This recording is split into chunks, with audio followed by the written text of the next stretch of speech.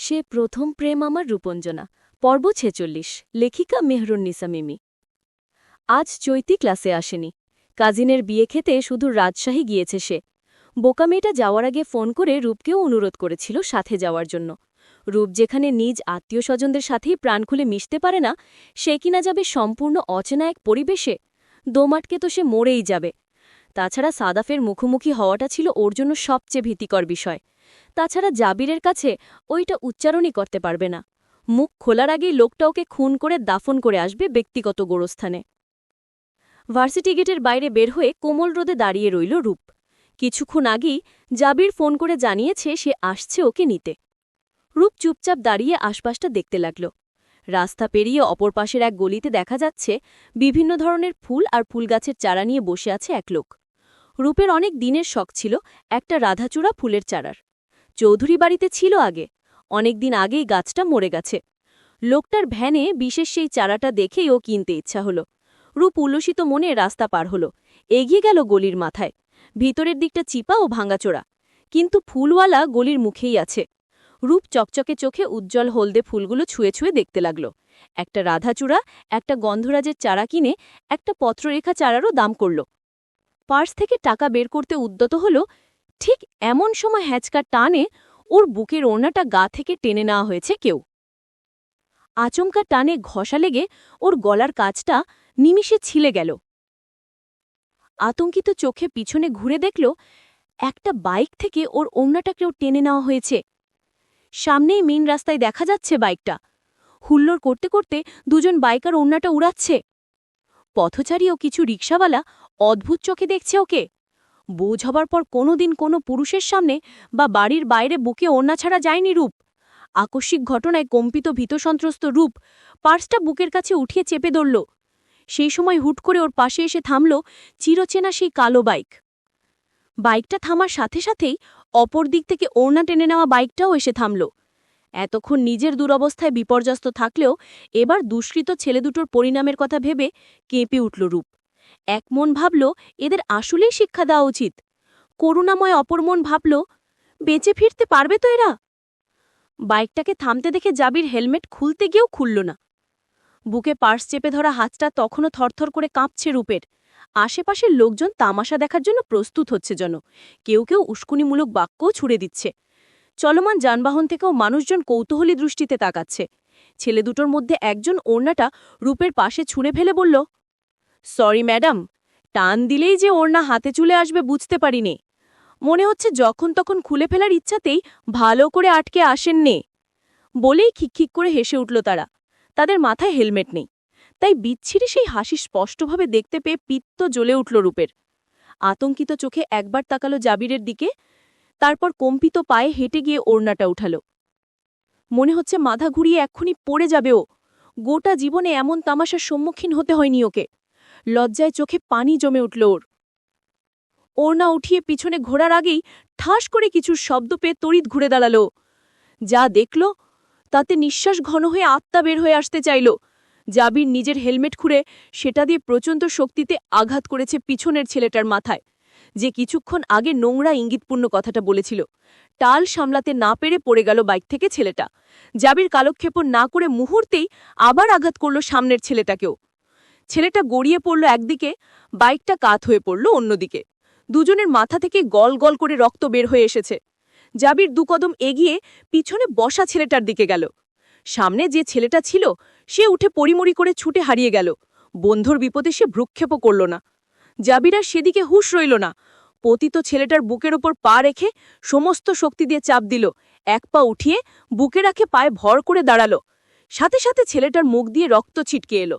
জাবির উদ্ভ্রান্তর মতো অসভ্য ভাষায় গালিগালাজ করে যাচ্ছে, যেগুলো উল্লেখের অনুপযোগী।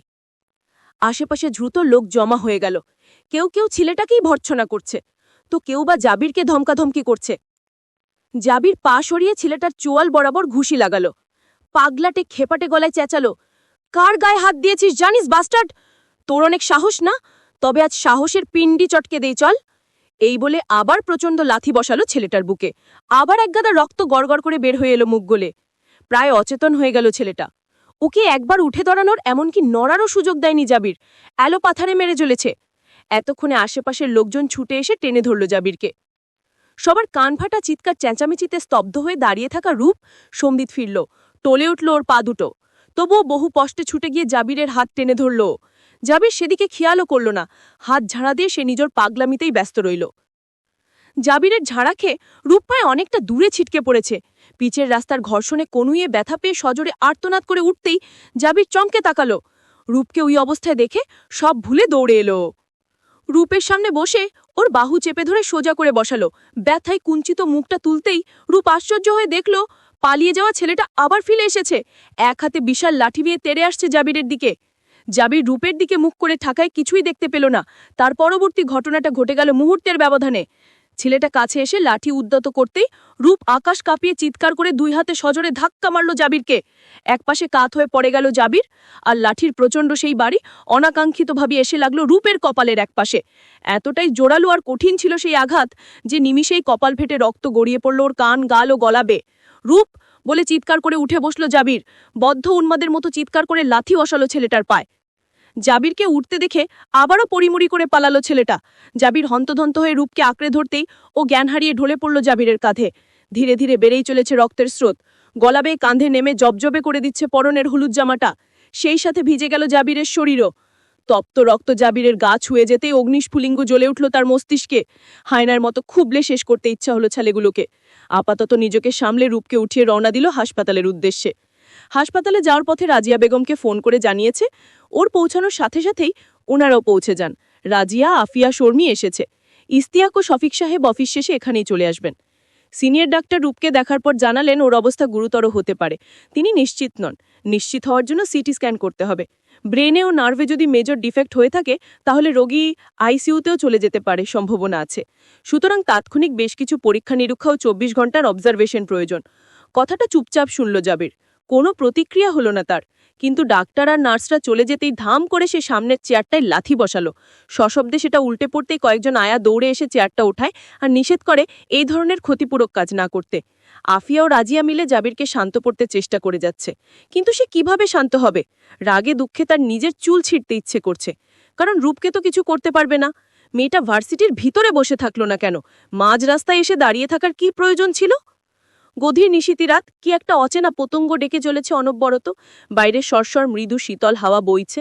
বারান্দার দরজাটা খোলা রেখে পর্দা টেনে দিল জাবির। রুমে মৃদু রশ্মির ডিম লাইট জ্বলছে। রূপ ঘুমোচ্ছে ভেগরে। তার পাশেই বিছানায় বসে ওর চেহারায় নির্নিমেষ তাকিয়ে রইল জাবির। ব্রেনের আঘাতপ্রাপ্ত নার্ভ রিল্যাক্স রাখতে প্রচুর পরিমাণে কড়া ডোজের মরফিন দেওয়া হচ্ছে। অত্যাধিক সেবন করা হলে সেটা এক প্রকার নেশার কাজ করতে থাকে। এই ধারাতেই দুদিন ধরে হুঁশজ্ঞান হারিয়ে বিছানায় লেপ্টে আছে মেয়েটা। একবারও চোখ মেলেনি, এমনকি নড়ছেও না। তত ন্যাসোগ্যাস্ট্রিক ফিডিং করানো হচ্ছে। এই অবস্থায় যন্ত্র সরঞ্জাম সহ বাড়ি নিয়ে এসেছে ওকে। নার্স একজন সকাল থেকে রাত 10টা পর্যন্ত থাকছে। রূপের বাবা মাও এই বাড়িতেই আছেন। জাবিরের ধৈর্যশক্তি ধীরে ধীরে কমে আসছে। অসহ্যকর ঠেকছে রূপেরই নিশ্চুপতা, নিথরতা। বারবার ইচ্ছা করছে এক জগ পানি ঠাস করে ঢেলে দিয়ে হলেও ওর চোখটা মেলতে। মলিন মুখশ্রী থেকে চোখ পড়ল ডান হাতটাতে। জাবিরের ধাক্কা খেয়েই রাস্তার ঘর্ষণে আঘাত পেয়েছে ওখানটায়। মোটা করে ব্যান্ডেজ বাঁধা। হাতটা আলতো করে টেনে নিয়ে তপ্ত অভিমানে চুমু খেল জাবির। রূপের গায়েরও তোর অর্ধেক গা তুলে ওর গলায় মুখ গুজে শুয়ে পড়ল জাবির। রাত প্রায় মধ্যরাত। এতক্ষণ বারান্দায় ছিল সে। সিগারেটের ধোঁয়ায় অজানা কোথাও হারিয়েছিল। দুদিন ধরে একরত্তি ঘুমের সাক্ষাৎ নেই। নিকোটিনের ধোঁয়ার সাথেই যেন ঘুমটাও বাষ্প হয়ে উড়ে গেছে কোনো দূর অজানায়। রূপের চিবুকের কাছে সে গভীর একটা শ্বাস টেনে আস্তে করে তা ত্যাগ করল আবার। আবেশিত নেশাদ্রা একটা সুবাস তার অর্ধাঙ্গিনীর দেহে। দুপুরে জাবির নিজ হাতেই গাটা মুছে দিয়েছিল ভেজা তোয়ালে দিয়ে।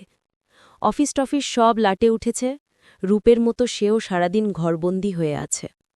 রাজিয়া বেগম প্রতিনিয়ত ওকে ভরসা দিয়ে যাচ্ছেন। কোনো প্রতিউত্তর করে না সে।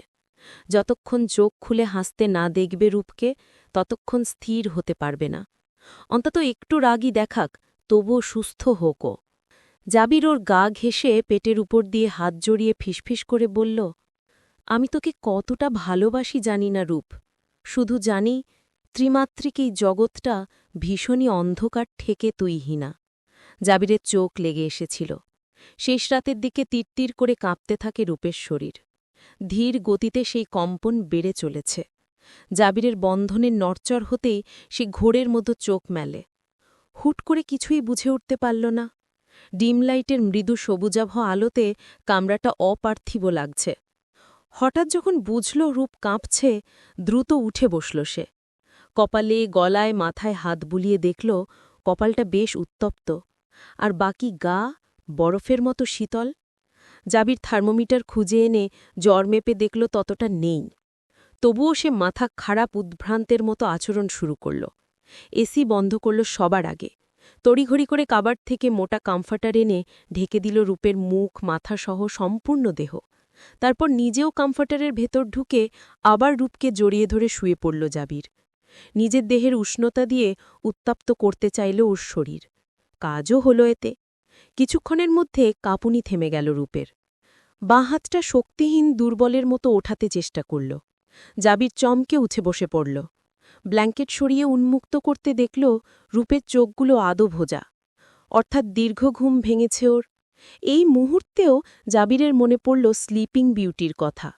নিরন্তর দীর্ঘ এক ঘুমের পর ফুলো ফুলো চোখ, গাল, ঠোঁট সবকিছুই জাবিরের হৃৎস্পন্দন থমকে দিতে যথেষ্ট হচ্ছে। জ্বরতপ্ত রক্তাভ সেই ঠোঁটে কঠিন চুমু খেয়ে তার এতদিনের একাকিত্বের কষ্ট লাঘব করতে ইচ্ছে করছে। রূপ বা হাতটা উঠিয়ে চোখ মুখের ওপর এলোমেলো হয়ে থাকা চুল সরাতে চাইল। সেগুলো ব্ল্যাঙ্কেটের এলোমেলো নড়াচড়ায় মুখে এসে অসহ্য করে তুলছে। জাবির তা টের পেয়ে দ্রুত নিজেই সবগুলো চুল একসাথে প্যাঁচিয়ে বালিশের ওপারে রাখল। ওর বা হাতটা মুঠোয় পুড়ে ঝুঁকে জিজ্ঞেস করল, কেমন লাগছে জান? একটু পানি খাব। প্রায় অস্পষ্ট খসখসে উচ্চারণ হলেও জাবিরের বুঝতে 1 সেকেন্ড সময় লাগল না। পানি এনে এক হাতে মাথা তুলে খাইয়ে দিল রূপকে। রূপের চোখ দুটো অতিরিক্ত ঘুমে ফুলে একাকার, মেলতেই যেন টনটন করে উঠছে। সাথে সারা মুখও ফুলে আছে, ভার লাগছে প্রচুর। জাবির উৎকণ্ঠিত স্বরে জানতে চাইল, আর কিছু খাবে যান? একটু ফল খাবে? ভালো লাগবে। অসুস্থতায় রূপ লক্ষ্য করতে পেরেছে জাবির ওকে তুমি সম্বোধন করছে। এটা যে সে ইচ্ছাকৃতভাবেই করছে রূপ জানে। ও ক্লান্ত ভঙ্গিতে দুপাশে সামান্য মাথা নেড়ে বলল, না, ঘুমাবো। প্রচণ্ড ঘুমে মনে হচ্ছে অতল গহ্বর থেকে কেউ তলিয়ে নিচ্ছে। মাথাও প্রচুর ভার আর অবশ লাগছে। মারাত্মক আঘাত লেগেছে। ওষুধের প্রভাবে এখনো হয়তো অসরতা কাটেনি। ঠিক হয়ে যাবে ধীরে ধীরে। আমি মাথায় হাত বুলিয়ে দিচ্ছি, তুমি ঘুমাও। রূপ অনুচ্চস্বরে উচ্চারণ করল, হাত বুলাতে হবে না, আপনি আমার বুকে মাথা রেখে শুয়ে থাকুন।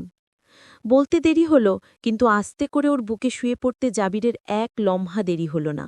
ওর গলার নিম্নাংশে মাথা রেখে চোখ বুঝল সে। তার ঝরঝরে চুলগুলো রূপের মুখে এসে পড়ে। বাঁ হাতে সেগুলোতে আলতো পরশ বুলিয়ে রূপ ঘুমে তলিয়ে গেল আবার। সকালে দরজা নক করার শব্দে ঘুমের ঘোরে কপাল কুঁচকে গেল জাবিরের। রূপের বুকের উপরিভাগ থেকে সরে সে বুকের নিচে শুয়ে ঘুমোচ্ছিল। দরজার শব্দে আধো আধো চোখ মেলল রূপ। জাবিরকে কাঁধ জুড়ে আলতো নাড়াল। অগতে উঠতে হল জাবিরকে। 2 দিন ধরে ঘুম নেই। আজ রূপের পরশ পেয়ে ভোরের পর সামান্য ঘুমানোর কারণে এখন শরীর আরও ম্যাজম্যাজে লাগছে। মাথা, চোখ সব ভারী হয়ে আছে। সাথে যোগ হয়েছে চোখের জ্বলনি। সে মাথা তুলে আগে রূপের গালে আর কপালে দুটো চুমু খেল। তারপর দরজা খুলল। আফিয়া, রাজিয়া, নাদিরা বেগম 3 জনেই দাঁড়িয়ে আছেন। আফিয়া বেগম বললেন, 10টা বেজে চলেছে, তুই রূপের খাবার ওষুধ কিছু না দিয়ে এখনো ঘুমাচ্ছিস?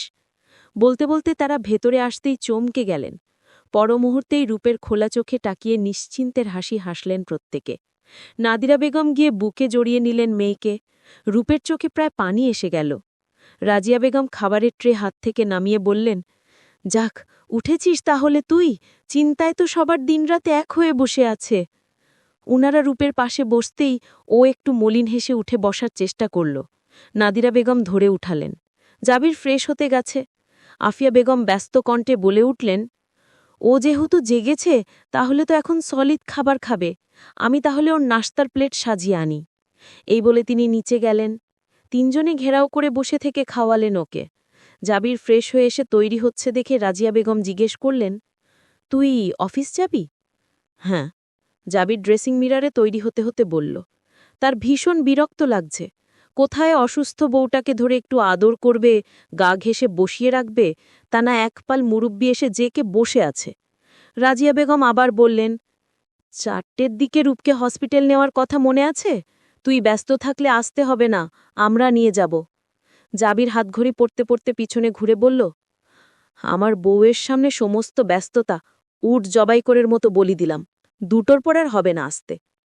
রাজিয়া বেগম হতাশ শ্বাস ফেলে ভাবলেন, এখানে যে পাগলটার শাশুড়িও উপস্থিত আছে, একটু সেই লেহাজ করেও কথা বলে না।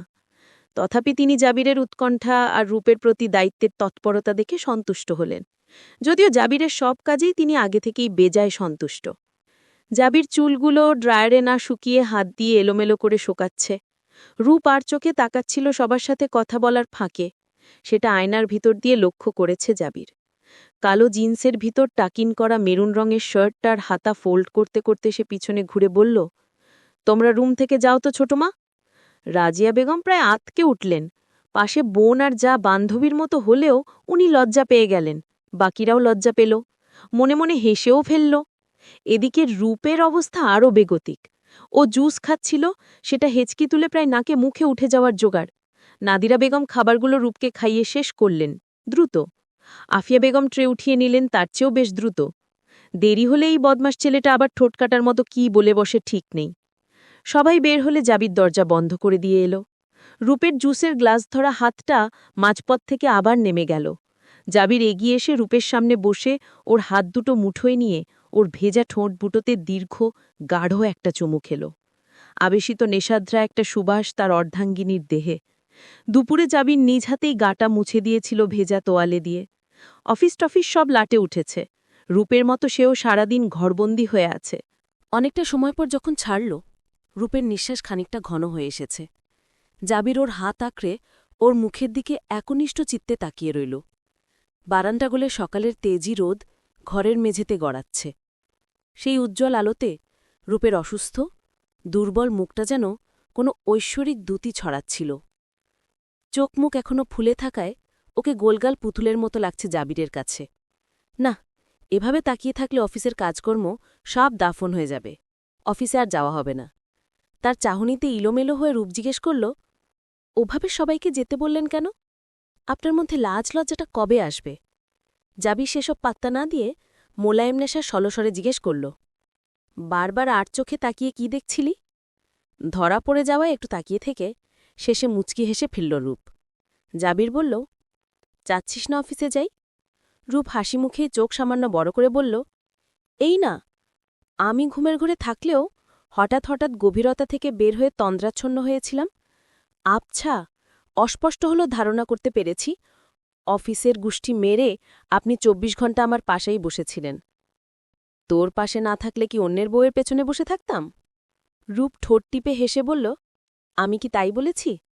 জাবিরকে চুপ করে ওর দিকে তাকিয়ে থাকতে দেখে আচমকা কিছু একটা মনে পড়ল রূপের।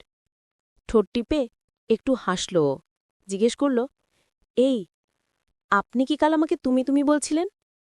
জাবির তেমন বিচলিত হল না এই প্রশ্নে। সে রূপের বাঁ হাতে মাসাজ করতে করতে ওর দিকে তাকিয়ে বলল, হ্যাঁ তো। রূপ আবারও হেসে ফেলে বলল, ছি, কেমন লেগেছিল শুনতে? আজব আজব লেগেছিল। এই ডাকে অভ্যস্ত করে এরকম আজব আজব লাগাটা দ্রুত দূর করে দেওয়া উচিত। ধীরে ধীরে তুমিই ডাকব তোকে আমি। বাচ্চাদের সামনে তুই তোকারি করতে প্রেস্টিজে বাঁধবে আমার। রূপ ভ্রুকুচকে প্রশ্ন করল, কোন বাচ্চা? জাবিরের সলনোত্তর, আমাদের বাচ্চা। জাবিরের এমন সুদূর প্রসারী চিন্তাভাবনা শুনে রূপ ফোঁস করে শ্বাস ফেলে বিড়বিড় করে উচ্চারণ করল, মাই গড। জাবির ওর কপারে ব্যান্ডেজে টাকিয়ে একটা দীর্ঘশ্বাস ফেলতেই রূপ প্রসঙ্গ পাল্টে বলল, এই, আপনি এখন আমাকে এই সকাল সকাল চুমু খেলেন কেন? আমি নাস্তা খেয়েছি ঠিকই, কিন্তু মুখ তো ধুইনি ঘুম থেকে উঠে।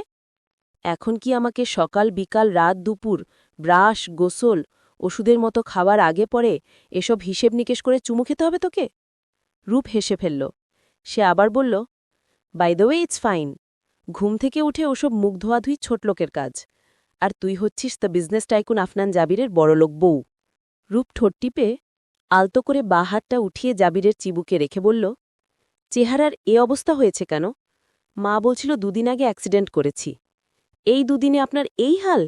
খান নিয়ে একবেলাও ঠিক করে, তাই না? শাট আপ রূপ। নিজে তো হুঁশ হারিয়ে ঘুমিয়ে ঘুমিয়ে আরামেই পার করেছিস। অন্যদের উপর দিয়ে কি গেছে তা জানবি কি করে? অন্যদের নাকি আপনার? জাবির ওর বা হাতটা নামিয়ে মুঠোতে নিল। ডান হাতটা তেমন নাড়াচ্ছে না দেখে ওটার দিকে তাকিয়ে জিজ্ঞেস করল, হাতটাতে কি না নাড়ালেও ব্যথা হয়? না, নাড়ালে একটু হয়। জাবির শক্ত চোখে ওর দিকে তাকিয়ে বলল, যতবার তোর এ অবস্থা দেখছি ততবার ওদেরকে খুন করছি আমি। খুনের চেয়েও ভালো শাস্তি দিয়েছেন, তাতেও শান্তি হয়নি? জাবির ভ্রুকুচকে জিজ্ঞেস করল, কে বলেছে? খালামণিরা মাত্রই বলে গেল। জাবির চোয়াল শক্ত করে মুখ ঘুরালো অন্যদিকে। ওনারা রূপকে জানিয়েছে সেজন্য নয়। কারণটা হল, তার প্রতিবার মনে হচ্ছে এর চেয়েও কঠিন শাস্তি দেওয়া প্রয়োজন ওদের। রূপকে হসপিটালে অ্যাডমিট করেই সেদিন আবার ছুটেছিল ঘটনাস্থলে। ছেলেগুলোর আড্ডা ওখানেই আশেপাশে। তাদের খোঁজখবর বের করে জাবির মামলা করেছে দুটো। একটা নারী উত্ত্যক্ত করার, দ্বিতীয়টা নিরীহ নারীকে আঘাত করে জখমি করার। এসব ব্যাপারে অস্বীকার করেও লাভ হয়নি, কারণ ঘটনাস্থলে অনেক মানুষ ছিল। তারাই সাক্ষী দিয়েছে। বর্তমানে বখাটেগুলো 14 শিকের ওপারে আছে। ভাঙা হাত নিয়ে বেসিনের সামনে রূপকে দাঁড়িয়ে থাকতে দেখে এগিয়ে এলো জাবির। তারপর ওর হাত থেকে ব্রাশ পেস্ট এক প্রকার ছিনিয়ে নিল। রূপ ভাবল, ভালো কাজও তার রুডলি করা লাগে, আজব। জাবির ব্রাশে পেস্ট নিয়ে ওর মুখের সামনে ধরল। রূপ বড় বড় চোখ করে বলল, এটা আমি নিজেই পারব বা হাতে। বা হাতটা আমারও নিষ্পিস করছে। চুপচাপ মুখটা না খুললে সেটা আছড়ে পড়তে পারে কারো গালে। জাবিরের নির্লিপ্ত এই হুমকিতে রূপের চোখ আরও বড় হয়ে গেল। সহসা মুখ খুলে ফেলল। জাবির ওকে ব্রাশ করিয়ে দিচ্ছিল, এই সময় হাজির হল শর্মী। এই পরিস্থিতি দেখে সে হেসে কুটি খিলখিল করে হাসতে হাসতে বলল, ওয়াও তো! তা ভাইয়া, ম্যাডাম তো গোসলও করতে পারবে না, সেটাও করিয়ে দিও ওকে। শর্মীর কথা শুনে রূপ লজ্জা পেলেও জাবিরের কোনো বিকার নেই। সে কিছু একটা বলতে গিয়েও ছোট বোন ভেবে আর বলল না, শুধু চোখ রাঙিয়ে তাকাল। তা দেখে শর্মী হাসতে হাসতে চলে গেল। বলে গেল ওদেরকে নিচে ডাকা হচ্ছে। ব্রাশ শেষ হলে জাবির জিজ্ঞেস করল, চাইলে গোসলও করিয়ে দিতে পারি। আমি তো আবার সেই লেভেলের দয়াবান জানিসই। দাতা হাতেম তাই আমার প্রপিতামহ ছিলেন কিনা। রূপ আতঙ্কে জমে গেল। ব্যাটার মাথায় ডিফেক্ট নাকি? সে এক হাতে জাবিরকে ধাক্কা দিয়ে ওয়াশরুম থেকে বের করে দিল। চোখমুখ কুচকে বলল, স্টুপিড। চলবে। সে প্রথম প্রেম আমার রূপঞ্জনা। পর্ব ৪৭। লেখিকা মেহেরুন্নিসা মিমি। কয়েকদিনে বেশ সুস্থ হয়েছে রূপ। মাথার আঘাতটা শুকিয়ে এসেছে। ভিতরে হাড়ের মধ্যে যে চোটটা ছিল সেটা সারছে ধীরে ধীরে। যদি হাড়ের লিনিয়ার ফ্র্যাকচার হয়ে যেত, অর্থাৎ সামান্য চিরও যদি থাকত, তাহলে অত্যন্ত ভোগান্তি পোহাতে হতো। দুপুরে একচোট বৃষ্টি হয়ে গেছে। এই ঠান্ডা আবহাওয়ায় বৃষ্টিটা তাপমাত্রা তরতরিয়ে কমিয়ে দিতে সাহায্য করল। বিকেলে আকাশ ফকফকা হতেই শর্মী রুমু ছুটে এলো রূপের রুমে। যদিও জাবিরের কঠোর নিষেধাজ্ঞা, রূপকে যেন কোনো প্রকারেই কেউ বিরক্ত না করে, নিচে নামতে না বলে, সঠিক সময় খাবার রুমে দিয়ে যায়। অথচ জাবির বের হওয়ার সাথে সাথেই রূপ কিচেনের সামনে গিয়ে বসে থাকে, অথবা বসার ঘরে শর্মী রুমোর সাথে টিভি দেখে। ওরা না থাকলে আবার কিচেনে গিয়ে খালামণি আর আন্টির সাথে গল্প করে। এর মাঝে চৈতি এসেছিল একদিন। চৈতিকে দেখে রূপের মনে পড়ে গিয়েছিল শর্মী আর রায়ানের ঝামেলাটার কথা। শর্মীকে আর ওই ব্যাপারে কিছু জিজ্ঞেস করা হয়নি। শর্মী রুমু বিকালে রূপের কামরায় এসে জানালো তারা গার্ডেনে যাচ্ছে, সেখানে চা খেতে খেতে আড্ডা দেওয়া হবে। রূপ ওদের সাথে নেমে দেখল বাগানের চেয়ারগুলো কেয়ারটেকার মাজেদ ভাই মুছে পরিষ্কার করছে। বৃষ্টির পানিতে ভিজে ছিল সেগুলো। ওরা বসার পর ঋতুর মা চা দিয়ে গেল। এমন সময় গেট ঠেলে আবিদকে আসতে দেখল ওরা। শর্মী চেঁচিয়ে ডেকে উঠল, এই গোবর গণেশ, এদিকে আয়। আবিদ বোনদেরকে দেখে ঝলমলে একটা হাসি মুখে টানিয়ে দৌড়ে এলো। একটা চেয়ারে ফট করে বসতেই রূপ বলল, তোকে তো দেখাই যাচ্ছে না রে ইদানিং, কোথায় কোথায় থাকিসরা? ফ্রেন্ডসদের সাথে একটা ম্যাচের প্রস্তুতি হচ্ছে আপু। পাশের এরিয়া থেকে বড় বড় ছেলেরা খেলছে, তাই আমরা এবার বেশি সিরিয়াস। রূপ চোখ বড় করে বলল, সাবধানে আবিদ, পুনরায় পাটা ভেঙে বসে থাকলে তোর ভাইয়া এবার চিবিয়েই খাবে তোকে। আবিদ একটা চায়ের কাপ নিতে নিতে দাঁত কেলিয়ে বলল, চিল রূপাপু, ওর মোস্ট প্রিশিয়াস ভাবি, কিছু হলে ভাইয়াকে সামলানোর জন্য তুমি তো আছোই। আবিদের কথা শুনে ওর মাথায় একটা চাটি মারল রূপ। তবে সবাই এটাই জানিয়ে জাবির বউ পাগল ন্যাওটার মতো রূপ বলতে অজ্ঞান। ওর ছোড়া তীর তলোয়ারও জাবিরের জন্য হাসি মুখে সই। সবাই এখন জাবিরের থেকে কিছু আদায় করার থাকলে রূপকে দিয়ে আদায় করে। এমনকি আফিয়া বেগমও রূপকে দিয়ে জাবিরকে সব বিষয়ে অনুরোধ করেন। আবিদ খিটখিটিয়ে হেসে জানতে চাইল, তা তোমার নিজের ফাটা মাথাটা এখন কেমন? রূপ কিছু বলার আগে রুমও ফট করে বলে বসল, অবশ্যই, আমাদের ভাইয়ার যত্নে ভালোই আছে। জাবির ভাইয়া যা একখান চিজ, ঘৃণার ব্যক্তিতে দু চোখ ভরে ঘৃণা, আর যাকে ভালোবাসে তার জন্য গলা পেতে জানও কুরবান। উফ, এমন মানুষ যদি একটা আমিও পেতাম। রূপ হেসে কুটি কুটি হয়ে গেল এদের কথাবার্তার ঢঙে। শর্মি ফোড়ন কেটে বলল, নো চান্সেস, আফনান জাবির পৃথিবীতে এক পিসি, আর সেটা অলরেডি আমাদের রূপবতী রূপসী ভাবের দখলে সার্টিফাইড হয়ে গেছে। রূপ এবারেও গা দুলিয়ে সশব্দে হেসে উঠল। কোনো রকমে বলল, তোরা কি আজ আমাকে পচানোর উদ্দেশ্যে আসরটা বসিয়েছিস? রুমো এক হাতে দু কানের লতি বারবার স্পর্শ করে গম্ভীর মুখে বলল, তবা তবা ভাবি যান, পচানো ফচানো আবার কি জিনিস? প্রতিটি বাক্য অমোঘ সত্য। ওদের হাসি ঠাট্টার মধ্যে হুট করে একসময় আবিদ বলে উঠল, আচ্ছা রূপাপু, তোমার ওই ফ্রেন্ডরা কি আশেপাশেই থাকে? প্রায়ই তাদের গাড়িটা রাস্তার উপর দেখি। রূপ বুঝতে না পেরে জিজ্ঞেস করল, কোন ফ্রেন্ড? ওই যে চৈতি আপু আছে না? রূপ চট করে শর্মির দিকে তাকালো। দেখল শর্মির আতঙ্কগ্রস্ত চোখও ওর দিকেই স্থির। দুজন চোখে চোখে নীরব কথা চালিয়ে নিল। রূপ মুহূর্তে নিজেকে ধাতস্থ করে বলল, ওরা সবসময় এখান দিয়েই ক্রস করে, জানিস না? ওদের বাড়ি আমাদের অপোজিট সাইডে, মেইন রোডে উঠতে হলে আমাদের বাড়ির উপর দিয়েই যেতে হয়। আবি ডনমনে মাথা নেড়ে বলল, ও। কথাবার্তা বলতে বলতে প্রায় সন্ধ্যা ঘনিয়ে আসছিল।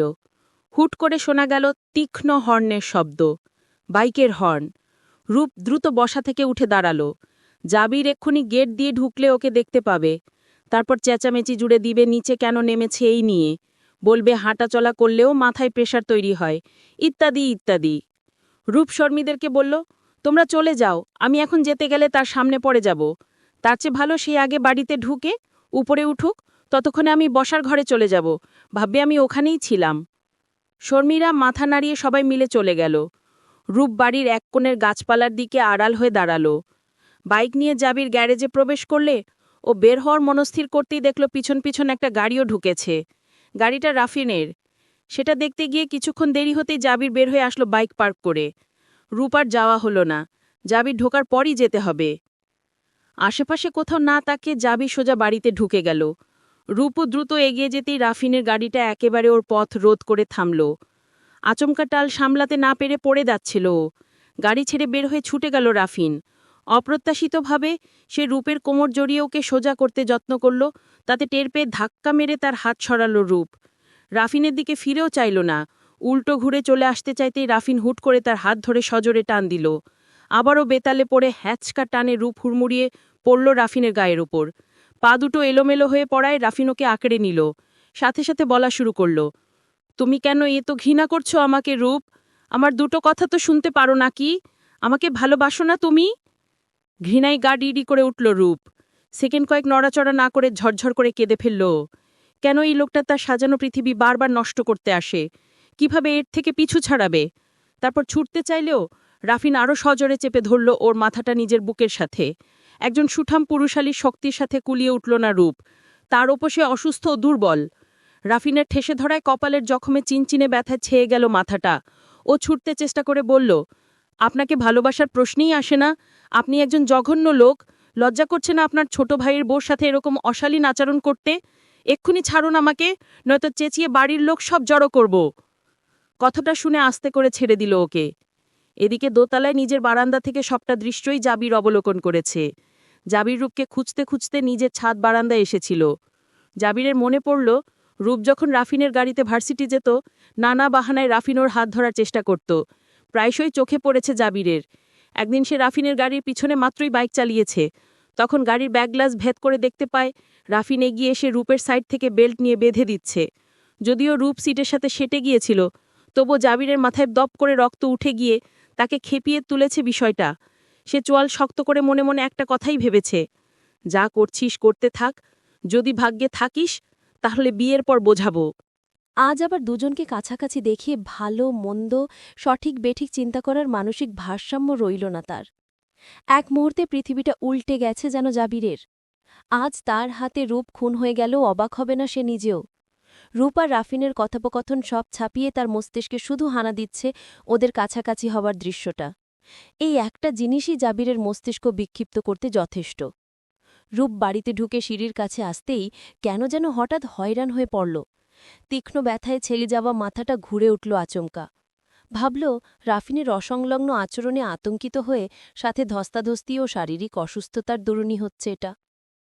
এমন সময় জাবির সিঁড়ি থেকে নেমে এসে ওর হাত ধরে হঠাৎ টেনে নিয়ে যেতে লাগল উপরে। রুমে নিয়ে সজোরে ছুঁড়ে মারল ওকে রুমের মধ্যিখানে।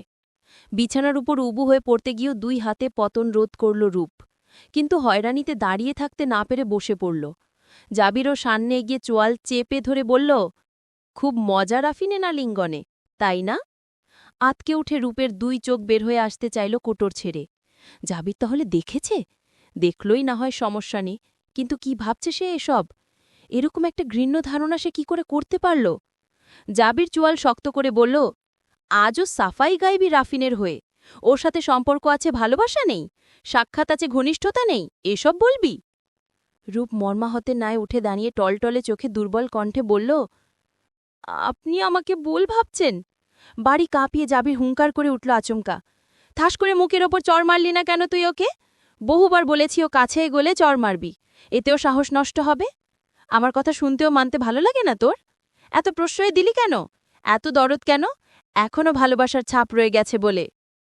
রূপ এর আগে বহুবার জাবিরের রাগারাগি ভাঙচুর দেখেছে, কিন্তু আজকের মতো এমন অগ্নিমূর্তে দেখার দুর্ভাগ্য কখনো হয়নি।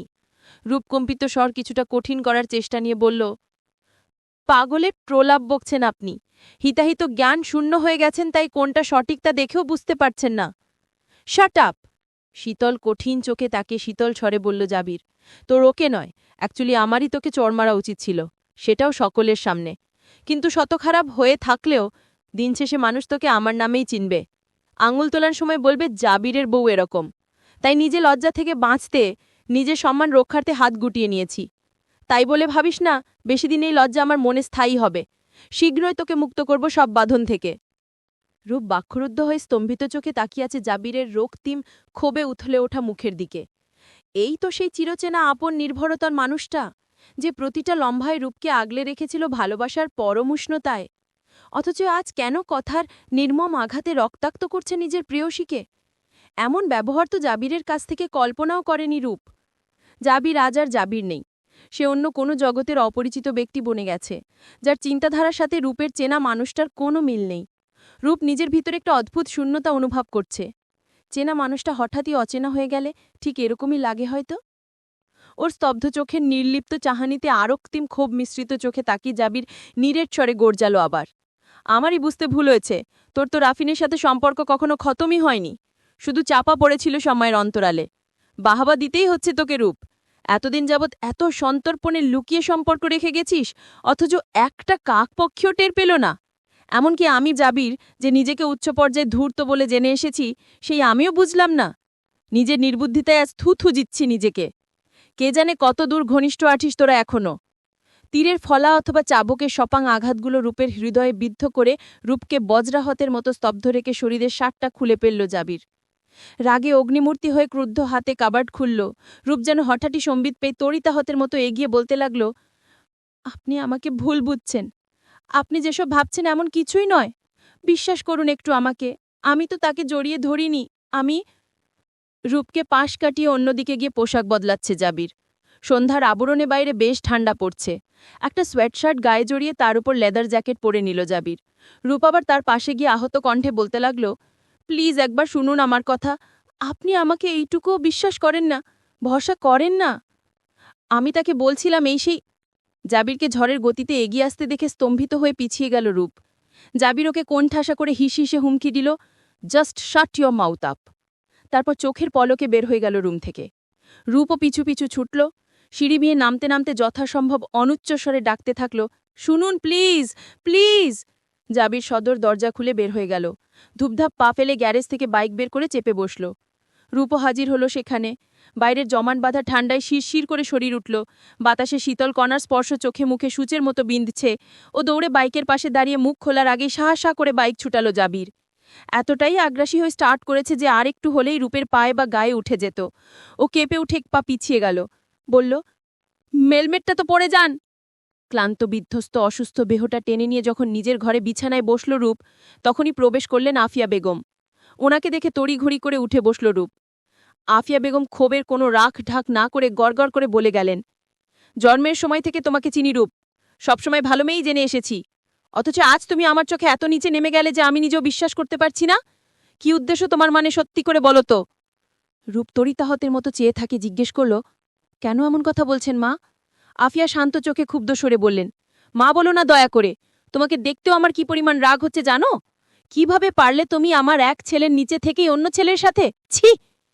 কথাগুলো বলে রূপের থেকে কিছু শোনারও অপেক্ষা করলেন না তিনি। থমথমে পায়ে পলকে বের হয়ে গেলেন রুম ছেড়ে। আফিয়া বেগমের কথার ভাবার্থ বুঝতে পেলে রূপের কান ঝাঁ ঝাঁ করতে লাগল।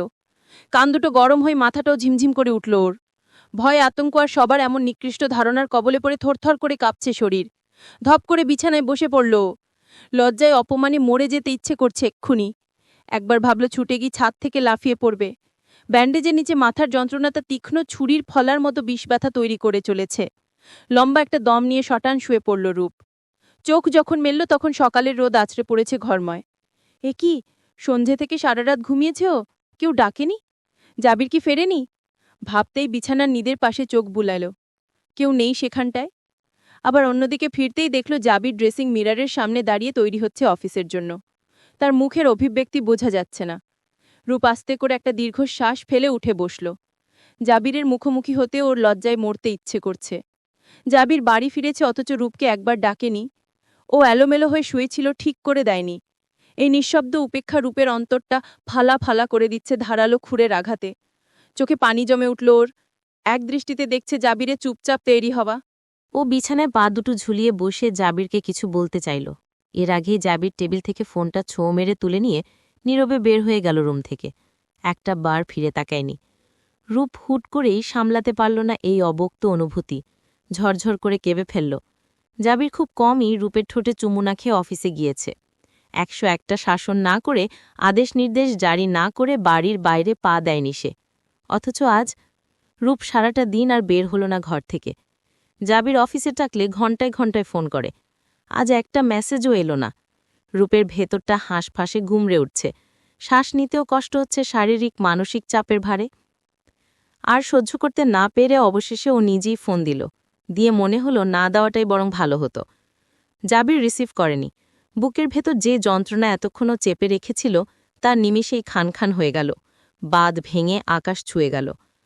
একে তো মাথা আর হাতের জখমের ব্যথা, তার পাশে যুক্ত হয়েছে শারীরিক দুর্বলতা। দুপুরে রাজিয়া বেগম এসে খাইয়ে দিয়ে গেলেন। এতদিন ভালোই ছিল রূপ, আজ হঠাৎ আবারও নেতিয়ে পড়ায় তিনি ভাবলেন হয়তো অসুস্থ লাগছে। ডাক্তার দেখাতে চাইলে রূপ তিরিক্ষি মেজাজে তা প্রত্যাখ্যান করল। এদিকে চৈতি ফোন করছে। কাল ভার্সিটিতে কিসের কি ফাংশন সে নিয়ে নাতিদীর্ঘ আলোকপাত করে যাচ্ছে মেয়েটা। আছাড় মেরে মোবাইলটাই বন্ধ করে ফেলল রূপ। জাবির যখন ফিরল রাতে, রূপ তখনও সকালের মতোই একইভাবে একই জায়গায় শুয়েছিল। কপালের উপর হাত রেখে চোখ বন্ধ ওর। দরজার শব্দে চোখ মেলে দেখল জাবির ধীর কদমে হেঁটে কাবার্ডের কাছে চলে গেছে। একটা বার রূপের দিকে ফিরেনি। জানতে চায়নি ওর শরীর কেমন, অথচ রূপের যে তাকে অনেক কিছু বলার আছে। ও এই মানসিক টানাপড়েন আর সইতে পারল না। প্রচণ্ড ভারাক্রান্ত হয়ে রাগগুলো উগরে দিতে ইচ্ছে হলো ভিতরের সত্তাটার। জাবির ওয়াশরুমের দরজায় পা বাড়াতেই রূপ উঠে বসে চেঁচিয়ে বলল, আমাকে যদি এভাবেই এড়িয়ে চলেন, চলে যাব আমি এখান থেকে। কষ্ট করে আর মুখ ঘুরিয়ে রাখতে হবে না আপনার। জাবির থমকে দাঁড়াল। রূপের মনে হলো জাবির এক্ষুনি সমান তেজে গর্জে উঠে বলবে, এত সাহস হয়েছে, এক কদমে এগিয়ে দেখ, পা দুটো ভেঙে ঘুরিয়ে পারবার করে হাতে ধরিয়ে দিব। কিন্তু রূপকে আঘাতে ছিন্নভিন্ন করে জাবির শুধু একটু থমকালই, কিছুই বলল না, ফিরলও না। চুপচাপ শাওয়ার নিতে ঢুকে গেল। রূপের বিশ্বাস হতে চাইল না একটা ভুল ধারণার ওপর ভিত্তি করে সে নিজের এত গভীর ভালোবাসাকে অবহেলা করছে। এই ছিল তার জানপ্রাণ ত্যাগ করা ভালোবাসা। থরথর করে কেঁপে উঠল রূপ, শিরশির করল ঘাড়ের কাছটা। আর এক মুহূর্ত নয়, এমন দুর্বল ভালোবাসাকে পদদলিত করে ওর চলে যাওয়াই উচিত। তখনই ফোন করে সকালে বাবাকে আসতে জানিয়ে রাখল।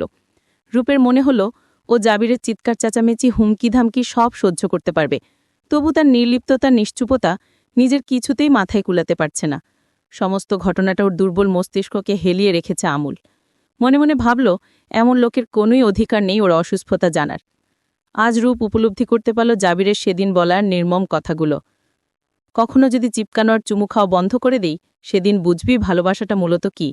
তখন যেন আবার তরপাস না আমার একটা চুমু একটু জড়িয়ে ধরার জন্য। সেদিন বড় অবহেলার সাথে নির্বোধ রূপ ভেবেছিল চুমুর জন্য কে তরপায় ভাই। আর সারাক্ষণ চিপকে থাকার অভ্যাসটা তো ওর আরও অপছন্দনীয় ছিল। অথচ আজ একটু স্পর্শ, একটু ভালোবাসার অভাবে কতটাই না দগ্ধ হচ্ছে ওর নিস্তেজ হয়ে আসা অন্তরটা। সেদিন কি জাবিরের হুমকিগুলো অভিশাপ ছিল? জাবির বের হয়ে এসে রূপের পাশেই রাখা স্টাডি টেবিলে বসে ল্যাপটপ খুলল। তাকালো না একটা বারও, মুখে কোনো শব্দ নেই। এই জাবিরকে চেনে না রূপ, দেখেনি কখনো। ও না, দেখেছে। যখন রূপ রাফিনের মাঝে বিভোর ছিল, তখন জাবিরের অভিব্যক্তিগুলো এমনই ছিল, ধারালো কিন্তু নির্বাক। রূপ শেষ একবার চেষ্টা করার উদ্দেশ্যে লম্বা করে শ্বাস নিয়ে ভাঙা স্বরে বুঝাতে চাইল, আপনি আমাকে জঘন্য রকম ভুল ভাবছেন। শুধু আপনিই না, মাও কত কিছু ভেবে কত কি শুনিয়ে এলেন। অথচ সে আমাকে ধরায় উল্টো আমি তাকে ঝেড়েছি, সরিয়েছি। আপনি শুধু জামিন জানত না, আফিয়া বেগমও জানেন বিষয়টা, বা দেখেছেন। সেসব বাদ দিয়ে রূপের কথা শেষ হওয়ার আগে এই দীর্ঘ নীরবতা কাটিয়ে জাবির কথা বলে উঠল। ল্যাপটপে দৃষ্টি নিবদ্ধ রেখেই বলল, সরাতে চেয়েছ দেখেছি আমি, তবে তোর আচরণে সূক্ষ্ম একটা প্রশ্রয়ের ছাপ ছিল। তুই কেন ওকে কোষে চর মারলি না সেটা বল। রূপ কঠিন আর অধৈর্য কণ্ঠে বলল, চর মারতাম? সবাই কি আপনার মতো জগৎ সংসার উপেক্ষা করে যা ইচ্ছে ঘটিয়ে ফেলতে পারে? এটা কি সম্ভব? সম্ভব মনে না হলে চুপ থাক, ফ্যাস করে কাঁদবি না। আমার কাজে প্রবলেম হচ্ছে। রূপ হাল ছেড়ে দিল, ও আর কথাই বলবে না। রাজিয়া বেগম এসে ডাকাডাকির পরও রূপ জাবির কেউই খেল না রাতে। জাবির অনেক রাত পর্যন্ত কাজ করে অবশেষে শুয়ে পড়ল রূপের থেকে দূরত্ব রেখে। রূপ এতক্ষণ সজাগে ছিল। জাবির পাশে শুইতেই ও উঠে বারান্দায় চলে গেল। সেখানে গিয়ে মেঝেতে বসে হাঁটুতে মুখ গুজে কেঁদে উঠল আবার। জাবির একবার ওকে ডাকেনি, কাছে টানেনি, ওর বিশ্বাসই হচ্ছে না। সবটা নিজ কানে শোনার পরও জাবির কি করে এমনটা করতে পারছে। রূপের কাছে কেউ ঘেঁষলে সে সহ্য করতে পারে না, তার মাথা বিগড়ে যায়। তাই বলে এতটা বেপরোয়া আচরণ করবে অসুস্থ বউয়ের সাথে? কখন জাবির দরজায় এসে দাঁড়িয়েছে রূপ টের পায়নি। জাবির ঝাঝালো স্বরে প্রশ্ন করল, কি সমস্যা তোর? চমকে উঠে রূপ ভীত চোখে মাথা তুলল, কাপা গলায় বলল, কিছু না। জাবির বিরক্ত কণ্ঠে বলল, তাহলে গুনগুন করে আমার ঘুমে ডিস্টার্ব করবি না। চাইলে এসে শো, না হলে চুপচাপ বসে থাক, একটাও শব্দ নয়। জাবির আর দাঁড়ালো না। রূপের অভিব্যক্তিটাও দেখার প্রয়োজন মনে করল না জাবির। কতটা অন্তর্দহন নিয়ে তাকিয়েছিল ও। দুঃখে আবারও ঠোঁট চেপে কেঁদে ফেলল। অথচ জাবির থাই গ্লাসের ওপার থেকে ওদিকেই তাকিয়ে আছে। ইচ্ছে করছে ছুটে গিয়ে মেয়েটাকে জড়িয়ে নেয় বুকের মাঝে, কিন্তু না, ওকে যে আরও শক্ত করতে হবে। পরদিন রূপ যখন যাচ্ছিল তখন জাবির বাড়ি নেই। আফিয়া বেগম সামনে আসেনি অসুস্থতার অজুহাতে। রাজিয়া বেগম আর আটকলেন নৌকে। দীর্ঘদিন হয়েছে বাড়ি যায়নি রূপ। তাছাড়া ওনার ধারণা ওদের দুজনের মধ্যে কোথাও একটা ঝামেলা চলছে। রূপের শরীরও বাস খারাপ। সব মিলিয়ে কিছুদিন ঘুরে আসলে বরং ভালো হবে। যাওয়ার আগে নিজের ঘরে আরেকবার এলো রূপ। জাবিরের ড্রয়ারে রাখা চিকন ফাইলটার দিকে কিছুক্ষণ তাকিয়ে নিয়ে হাতে নিল সেটা। লুকিয়ে ফেলল কাবার্ডের নিজের লকারে। জাবিরের সামনে রেখে যাব ভেবেও শেষ মুহূর্তে এসে আর ইচ্ছে করছে না। যাওয়ার আগে কোনো পিছুটান রাখতে নেই। রূপ চায় কোনো অজুহাতে নয়, জাবির নিজ থেকে সমস্যাটা মিটাক, যেমন সে নিজ থেকে তৈরি করেছে এই ঝামেলা। ফাইলটা সরিয়ে ভাবল খুব ভালো কাজ করেছে রূপ। নয়তো যেই ঘৃণা জাবির এই মুহূর্তে রূপেরকে করছে, তাতে উল্টাপাল্টা জঘন্য অপবাদ দিয়ে ফেলল অবাক হবে না রূপ। এসব বাদ দিল রূপের নিজেরও ইচ্ছে করছে না সংবাদটা জাবির আর জানুক। যে সর্বক্ষণ ভালোবাসার দাবি করে, সে আজ এতটুকু আস্থা রাখতে পারছে না ওর প্রতি। আর যাই হোক, এই বিষয়টা জানার অধিকার আপাতত হারিয়েছে জাবির। শক্ত মুখ করে থাকল রূপের ভেতরটা বারবার দুর্বল হয়ে ভাবতে চাইল, আচ্ছা, জাবির কি সত্যি রাফিনকে জড়িয়ে এই জঘন্য সন্দেহটা করত ওকে? না, জাবির কখনো রূপের চরিত্রটা এত নিচে নামিয়ে দেখবে না। আবার একটা কথা ভাবল, রাফিন তো সেদিন দেখেছে জাবির বাড়িতে আছে, তার সামনে দিয়ে জাবির বাইক নিয়ে ঢুকল। রাফিন কি ইচ্ছে করে ওদের মধ্যে বিচ্ছিন্নতা তৈরি করতে কাজটা করেছে? তাহলে আজ সে সফল। দীর্ঘশ্বাস ফেলে ভাবল। সে প্রথম প্রেম আমার, রূপাঞ্জনা। পর্ব ৪৮। লেখিকা মেহরুন্নিসা মিমি। শীতের রাত, বদ্ধ জলাশয়ে পানির মতো কেমন গুমোট ধরে থাকে। সন্ধ্যাটা নেমে আসে খানিকটা আগে আগেই। আকাশে তেমন তারকার ঝলকানি নেই, শুধু একটা মাত্র তারা অর্ধচন্দ্রের নিচ বরাবর লণ্ঠনে উল্টো করে ঝুলানো আলোর রশ্মির মতো জমে আছে। আজ একটু দ্রুতই ফিরেছে জাবির।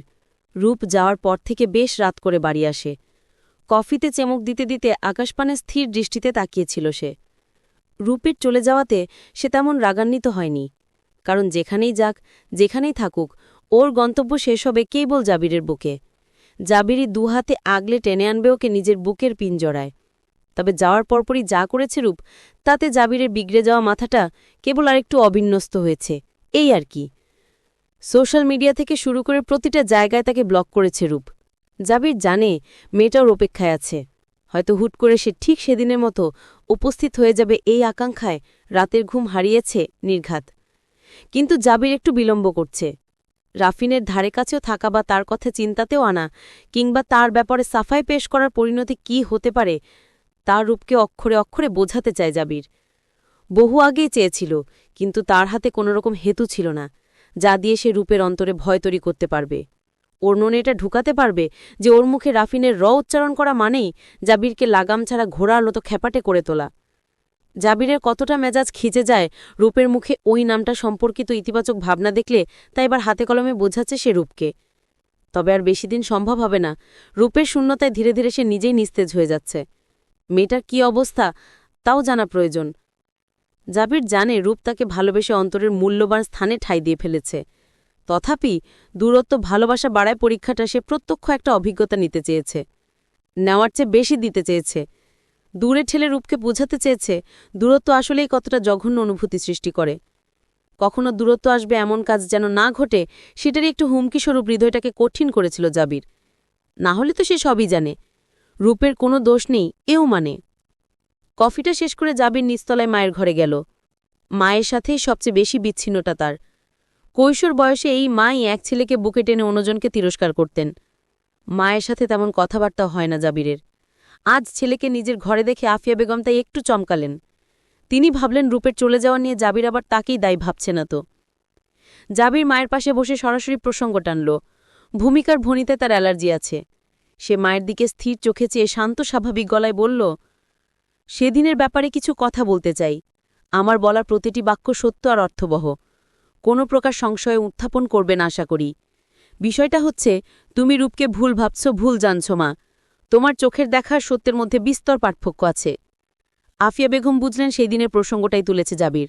তুলেছে ভালো, কিন্তু সে অন্ধের মতো নিজের বউকে বিশ্বাস করে যাচ্ছে এখনও। উনার রাগ হলে বেশ, বললেন, তেমনই যদি হয়ে থাকে তাহলে তুই কেন কষ্ট পাচ্ছিস? জাবির চুপ করে রইল। তার চেহারার অভিব্যক্তিতে কোনো পরিবর্তন হল না। আগের মতোই স্বাভাবিক গলায় বলল, ঠিক বলেছ, কষ্ট পাচ্ছি আমি। এমন সহজ সরল স্বীকারোক্তিতে আফিয়া বেগম বেদনাতুর চোখে তাকালেন ছেলের দিকে। জাবির আবার বলল, তবে এজন্য নয় যে ও কোনো বাজে কাজ করেছে, বরং ওর কষ্টের কথা ভেবেই আমার কষ্ট হচ্ছে। তুমি তো জানো না তোমার গুণধর ছেলে ওর সাথে কি করেছে। জানলে রেগে না থেকে বরং সহানুভূতি দেখাতে ওকে। আফিয়া বেগম কিছুই বুঝলেন না জাবিরের কথা আগামাথা। প্রশ্নবোধক দৃষ্টিতে তাকিয়ে রইলেন। জাবির বলল, প্রায় ২-২টা বছর ওর অল্প বয়সের আবেগের সাথে জঘন্য পদ্ধতিতে খেলেছে রাফিন। ওর অনুভূতি আবেগ সবকিছুর সাথে ছলনা করেছে। সর্বস্ব ভুলিয়ে যখন ওকে নিজের ভালোবাসায় ডুবিয়েছে, ঠিক তখনই একদম হুট করে সরে গেছে সে। জ্ঞানের ঘাটতি আর বয়সের স্বল্পতার কারণে মেয়েটা বুঝতেও পারেনি কোনটা ভালোবাসার, কোনটা ছলনা, আর কোনটা নিষ্ঠুক ভালো লাগা। রাফিন কখনো ওকে ভালোবাসেইনি।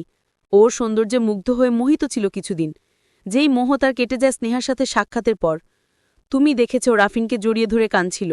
মূলত রাফিনই ওকে জড়িয়ে ধরেছিল। আমি সাফাই গাইছি না, যার নিজ চোখে দেখেছি, পরিষ্কার কানে শুনেছি তাই বলছি। তোমার দেখায় ভুল ছিল, কিন্তু আমার দেখায় নয়, কারণ আমি শুরু থেকে দেখেছি আর শুনেছিও। কিন্তু সামান্য যে রাগ দেখিয়েছি, এটা আমারও আমাদের ব্যক্তিগত ব্যাপার। সেটা তোমাকে ব্যাখ্যা করার প্রয়োজন নেই। তুমি শুধু ওর জন্য মনে যে রাগ পুষে রেখেছ তা আজ এই মুহূর্তে দাফন করবে, এটাই আমার সর্বশেষ কথা। জাবিরের শেষের কথাটা ছিল এক প্রকার হুমকি। আফিয়া বেগম সব শুনে বজ্রাহতের ন্যায় সামনে দেয়ালের দিকে চেয়ে রইলেন। চোখের পলক ফেলত যেন ভুলে গেছেন। তিনি কি সব সঠিক শুনেছেন? একই বাড়িতে থেকেও তাদের অগোচরে এত কিছু হয়ে গেল। বেশ কয়েকটা সময় মা ছেলে দুজনেই চুপ রইল। তারপর বিহবলতা কাটিয়ে আফিয়া বেগম খসখসে কণ্ঠে শুধলেন, তুই আগে থেকে জানতিস এসব? জাবিরের সংক্ষিপ্ত জবাব। আফিয়া বেগম হতবম্ব গলায় জিজ্ঞেস করলেন, তাহলে বিয়ে করার কারণ কি? প্রশ্নটা শুনে মায়ের দিকে তাকালো জাবির। তারপর হালকা করে মুচকি হাসল। হাসি মুখেই তাকিয়ে রইল মায়ের দিকে। আফিয়া বেগম ভ্রু কুচকে তার ভাবগতি বুঝার চেষ্টা করলেন। তারপর মুখ ফিরিয়ে নিয়ে শান্তকণ্ঠে বললেন, ঠিক আছে, বুঝেছি। জাবিরও হাসি মুখে বলল, তুমি কিন্তু বেশ ব্রিলিয়ান্ট। আফিয়া বেগমও হেসে ফেললেন। তারপর আবার হাসি মুছে চিন্তিত ভঙ্গিতে বললেন, তাহলে তো আমি যেসব কঠিন কথা শুনিয়েছি মেয়েটাকে তা একেবারেই অনুচিত হয়েছে। এক কাজ করো, তুই ওকে নিয়ে আয় গিয়ে, তারপর না হয় ক্ষমা চেয়ে ভুল বুঝাবুঝি দূর করে নিব। কিন্তু নিজের ছেলের কাণ্ড জানার পর মেয়েটার সামনে কিভাবে দাঁড়াবো সেটাই ভাবছি। মায়ের সাথে কথা শেষে নিজের রুমে আসলো জাবির। স্বস্তির নিঃশ্বাস ফেলে বিছানায় শুয়ে পড়ল। সেই দিন রূপের মুখে যখন শুনেছে মাও জানেন ব্যাপারটা, আর তিনি ভুল বুঝে নানান কথা শুনিয়েছেন, তারপর থেকে বুকটা চিনচিন করে জাবিরের। বিনা দোষে এমন জঘন্য কথা শুনতে হলো তার ভালোবাসার প্রেয়সীকে। জাবির চায় না তার বউকে কেউ খারাপ জানুক, খারাপ নজরে দেখুক। তাই তো আজ মায়ের কাছে গিয়ে আগাগোড়া সব ব্যক্ত করে এসেছে। জাবির যখন রূপদের বাড়ি পৌঁছাল তখন প্রায় মধ্যদুপুর। এই অবেলায় রূপ ঘরদুয়ার সব অন্ধকার করে শুয়েছিল। জানালায় ভারী মখমলের পর্দা টানা, বারান্দার দরজা বন্ধ। রূপ টের পেল কেউ এসেছে বাসায়, কিন্তু কে সেটা নিয়ে মাথা ঘামাল না। কত মানুষই তো আসে। কলিং বেলের তীক্ষ্ণ শব্দ কানে ঢোকার পর থেকে আর ভালো লাগছে না। এপাশ ওপাশ করছিল, এমন সময় নাদিরা বেগম এসে তাকে উঠতে বললেন। তিনি ভিতরে এসে পর্দা সরিয়ে দরজা জানালা খুলে দিলেন, সাথে রুমের লাইটটাও জ্বালিয়ে দিলেন। যাওয়ার সময় আবার তাড়াতাড়ি গেলেন উঠে শাওয়ার নেওয়ার জন্য। রূপ জিজ্ঞেস করতে গিয়েও করল না কে এসেছে, ওর জেনে কি কাজ। আজকাল কোনো কিছুতেই আর অত আগ্রহ কাজ করে না। ও যখন বিছানা থেকে নেমে দাঁড়িয়েছে ঠিক তখনই হঠাৎ আবির্ভাবের মতো শান্ত মুখে রুমে ঢুকল জাবির। নিষ্প্রভ চোখে সেদিকে তাকিয়ে হঠাৎ ভেঙে আসতে চাইল রূপের হাঁটুদয়। ও কি ঠিক দেখছে? জাবির কিছুটা সময় এক ধ্যানে তাকিয়ে আগাগোড়া পরখ করল রূপকে। তারপর আস্তে করে দরজা সিটকিনিটা বন্ধ করে দিল। তা দেখে রূপের চোখ কপালে উঠে গেল প্রায়। জাবির ধীর পায়ে এগিয়ে আসলো ওর দিকে। ভয়ে আতঙ্কে খানিকটা পিছিয়ে গেল রূপ। সে কি এখনও রেগে আছে? জাবির ঘা সামান্য কাত করে সাপের মতো শীতল দৃষ্টিতে দেখছে ওকে। কিছুক্ষণ পর চুপচাপ হেঁটে গিয়ে রুমের লাইটটা বন্ধ করে দিল। তারপর আবার ফিরে এলো। হতবিহব্বর রূপ কিছু বুঝে ওঠার আগেই আবার ফিরে এসে ওকে ঠেলে চেপে ধরে বিছানায় শুইয়ে দিল। রূপ এতক্ষণে একটু হুঁশ পেয়ে দুর্বল হাতের আঘাত দ্বারা জাবিরকে সরাতে চাইল। সে সরল তো নাই, বরং এমন এক দুঃসহ কাণ্ড করল যেটা রূপ ইহজীবনে ভাবেনি। জাবির কোনো বাক্য ব্যয় না করে রূপের উপরে ঝুঁকে শুয়ে শক্ত হাতে রূপের গায়ের কামিজটা উপরে তুলে ফেলল। রূপ চমকে ওঠে, দুই হাতে তাকে আটকানোর চেষ্টা করলে ওর হাত দুটো এক হাতে আটকে নিল জাবির। গলা দিয়ে রূপের শব্দ বের হতে চাচ্ছে না, ভয়ে। জাবিরের উদ্দেশ্য শুধু জামা উঠানো ছিল না। সে রূপের জামাটা হেঁচকা এমন টান দিল, দুই দিক থেকে ছিঁড়ে সেটা বুকের উপর উঠে গেল। ছিঁড়া অংশটা আটকে রইল হাতার কাছে। জাবির সেটাকে উড়িয়ে ওর দেহের সামনের অংশটাও উন্মুক্ত করে ফেলল। গলায় সেই ছিঁড়া অংশ আর বুকে অন্তর্বাস ছাড়া বাকিটা অনাবৃত। রূপ আতঙ্কে ফ্যাকাশে হয়ে চেঁচিয়ে উঠল শব্দ করে। দুই হাতে ঢাকার চেষ্টা করল নিজেকে। ভয়ার্ত গলায় কেঁদে ফেলল ও। জাবির ঠোঁটের কোণে সামান্য ক্রূর হেসে হিসহিসিয়ে বলল, শব্দ করলে লজ্জায় তোরই মাথায় কাটা যাবে। সাথে সাথে ঠোঁট চেপে শব্দ বন্ধ করল রূপ, কিন্তু কান্না থামাতে পারল না। জাবির কিছুক্ষণ তাকিয়ে থেকে ঠোঁটের কোণ বাঁকিয়ে হাসল আবার। তারপর ওর হাত দুটো সরিয়ে চেপে ধরে রাখল। মাথাটা চেপে ধরল রূপের ফর্সা কোমল পেটে। ঠোঁট ডুবিয়ে দিল নরম ত্বকে। রূপের সমস্ত শরীর থরথর করে কেঁপে উঠল। ও ছটপটিয়ে ছড়ার চেষ্টা করতেই জাবির নিজের পা দিয়ে ওর পাগুলো আটকে ফেলল। এলোপাথারি চুমু খেতে লাগল ওর গোটা শরীরে। জাবিরের উন্মাদনায় দিশেহারা হয়ে পড়ল রূপ। আতঙ্কে কেঁদে অস্থির হয়ে গেল। ও বুঝতে পারছে জাবিরের এই বিধ্বংসী মূর্তির কারণ কি। সামান্য ব্লকই তো করেছে। কান্নায় ভেঙে পড়ে ভাঙা গলায় বলল রূপ, আর হবে না এমন, প্লিজ ছেড়ে দিন। জাবির কানে নিল না ওর কথা। বেশ অনেকটা সময় পর নিজের চুমুর অতৃপ্ত খাহেশ মিটিয়ে তারপর মুখ তুলল। রূপের কান্নারত মুখে টাকিয়ে আবারও ঠোঁট বাঁকাল। কিছুক্ষণ চুপচাপ ওর কান্নার মজা নিয়ে অবশেষে নিচু গলায় বলল, তোর ঠিক এতটা কাছে আসার অধিকার রাখি আমি, আর তুই ভেবেছিস ব্লক করে আমাকে দূরে সরিয়ে ফেলবি? রূপ আতঙ্কিত চোখ মেলে চাইল। আবছা অন্ধকারে জাবিরের শয়তানি হাসি দেখে কলিজা কেঁপে উঠল ওর। জাবির আবার বলল, এবার ভালোই ভালোই আমার সাথে চল, নয়তো এর চেয়ে ভয়ানক কিছু ঘটবে, আই প্রমিস। কথাটা বলে জাবির ওকে ছেড়ে উঠে দাঁড়াল। শার্টটা টেনে ঠিক করে একপাশে ঘাড় কাত করে আবার সোজা করল। তারপর ধীরে সুস্থে বের হয়ে গেল রুম থেকে। দরজা খুলে যাওয়ায় রূপ দ্রুত উঠে পড়ল। ঘোরের মধ্যেই এক হাতে ছিঁড়া জামাটা চেপে ধরে কাবার্ড থেকে কাপড় বের করল। তারপর ঢুকে গেল ওয়াশরুমে। গিয়ে বসে পড়ল মেঝেতে। শরীর থরথর করে কাঁপছে। ও এখনও ভাবতে পারছে না সামান্য ব্লকের প্রতিশোধ কেউ এভাবে নিতে পারে, এভাবে কেউ কাউকে ভয় দেখাতে পারে, হামলে পড়তে পারে। প্রায় অধঘণ্টা পর রূপ বের হয়ে দেখল জাবির বিছানায় বসে আছে। ওর পুরনো রাগটা হঠাৎ মাথায় চড়াও হতেই চোখ মুখ পাথরের মতো করে বলল, আপনি চলে যান, আমি যাব না আপনার সাথে। জাবির উঠে দাঁড়িয়ে শান্ত কিন্তু গম্ভীর গলায় বলল, তাহলে আমার বাচ্চা দিয়ে দে আমার সাথে। চমকে উঠে বজ্রাহতের মতো এক পা পিছিয়ে গেল রূপ। গা কেঁপে উঠে হাতের তোয়ালে ঢিল হয়ে গেল। জাবির কয়েক কদম এগিয়ে এসে বলল, ওর উপর আমার অধিকার আগে, তুই অপশনাল। রূপ জানে না জাবির কার কাছে জেনেছে এই সংবাদ। ও কিছুক্ষণ বাকুরুদ্ধ হয়ে তাকিয়ে থেকে কথা খুঁজল। তারপর কঠিন স্বরে বলল, অর্থাৎ আমাকে নিতে আসেননি, ওর জন্য এসেছেন। ইদানিং জেনেছেন মনে হয়, তাই তো এতদিন আসেননি। রূপের আহত ও কঠোর মুখে চেয়ে জাবিরের রাগ হল প্রচণ্ড। সে দাঁতে দাঁত চেপে বলল, জুতো চিনিস? আমি মাত্রই আন্টির কাছে জানলাম এটা, আর সেমিনারের জন্য 15-16 দিন ওয়াশিংটন ডিসিতে ছিলাম, তাই আসতে পারিনি। রূপ একটা শুষ্ক ঢোক গিলল। তার মানে জাবির ওকে নেওয়ার উদ্দেশ্যেই এসেছে। সেটা বুঝতে পেরে হঠাৎই প্রশান্তি ছেয়ে গেল ওর অন্তরে। কিন্তু আজ ভীষণ রাগের সাথে সমানতালে অভিমানও তরতর করে এসে জমা হচ্ছে মনের কোণে। ইচ্ছে করল না জাবিরের সাথে যেতে। এত অবিশ্বাসের মাঝে নিজেকে সুস্থির রাখা কঠিন হবে। তাছাড়া ওর শারীরিক অবস্থাও সুস্থ নয় যে জাবিরের রাগ অভিমান হ্যান্ডেল করতে পারবে। কিন্তু রূপ ভালোই জানে ওকে না নিয়ে জাবির এক পাও রাখবে না দরজার বাইরে। আর এখন বাচ্চার কথা শুনে তো সে থাপড়িয়ে হলেও নিয়ে যাবে। মায়ের ওপর হঠাৎ ভীষণ রাগ হল ওর। কটা দিন একটু শান্তিতে থাকতে দিল না। ও দীর্ঘশ্বাস ফেলে ছলছলে চোখ ফিরিয়ে নিয়ে বলল, সেই শুরু থেকেই সবাই কেন ইচ্ছের বিরুদ্ধে আমাকে ঠেলে দেয় আপনার কাছে? কি অপরাধ আমার? জাবির এগিয়ে এলো ধীর পায়ে। রূপের শীতল গালে হাত বুলিয়ে চুল কিছু কানের পাশে গুজে দিয়ে বলল, কারণ সবাই জানে ও মানে আমি তোকে ভালোবাসি। একমাত্র তুই এক নির্বোধ যে এত সময় লাগিয়েছিস নিজের অনুভূতি বুঝতে। রূপের গাল বেয়ে গড়িয়ে পড়ল গরম নোনা জল। ও জাবিরের দিকে ক্লান্ত দুর্বল চাহনি রেখে বলল, আমার কোন অনুভূতি? তুই আমাকে ভালোবাসিস সেই অনুভূতি। রূপ বার কয়েক এলোমেলোভাবে চোখের পাতা ঝাপটাল। জিভ দিয়ে শুকনো ঠান্ডা ঠোঁট ভিজিয়ে বলল, আমি আপনাকে ভালোবাসি না। আপনি ভালোবাসার কোমল অনুভূতিতে ভীষণ রকম আঘাত করেছেন। ভালো না বাসলে কেন এতগুলো দিন ঘুমাসনি তুই? খাসনি কেন ঠিকমতো? কেঁদেছিস কেন পাগলের মতো? রূপ বুঝল এ সবই ওর নিজের মায়ের ভাষ্য। একটা ধোকাবাজ ওর মা কিভাবে বলে দিল সব। আরও কান্না পেতে লাগল ওর।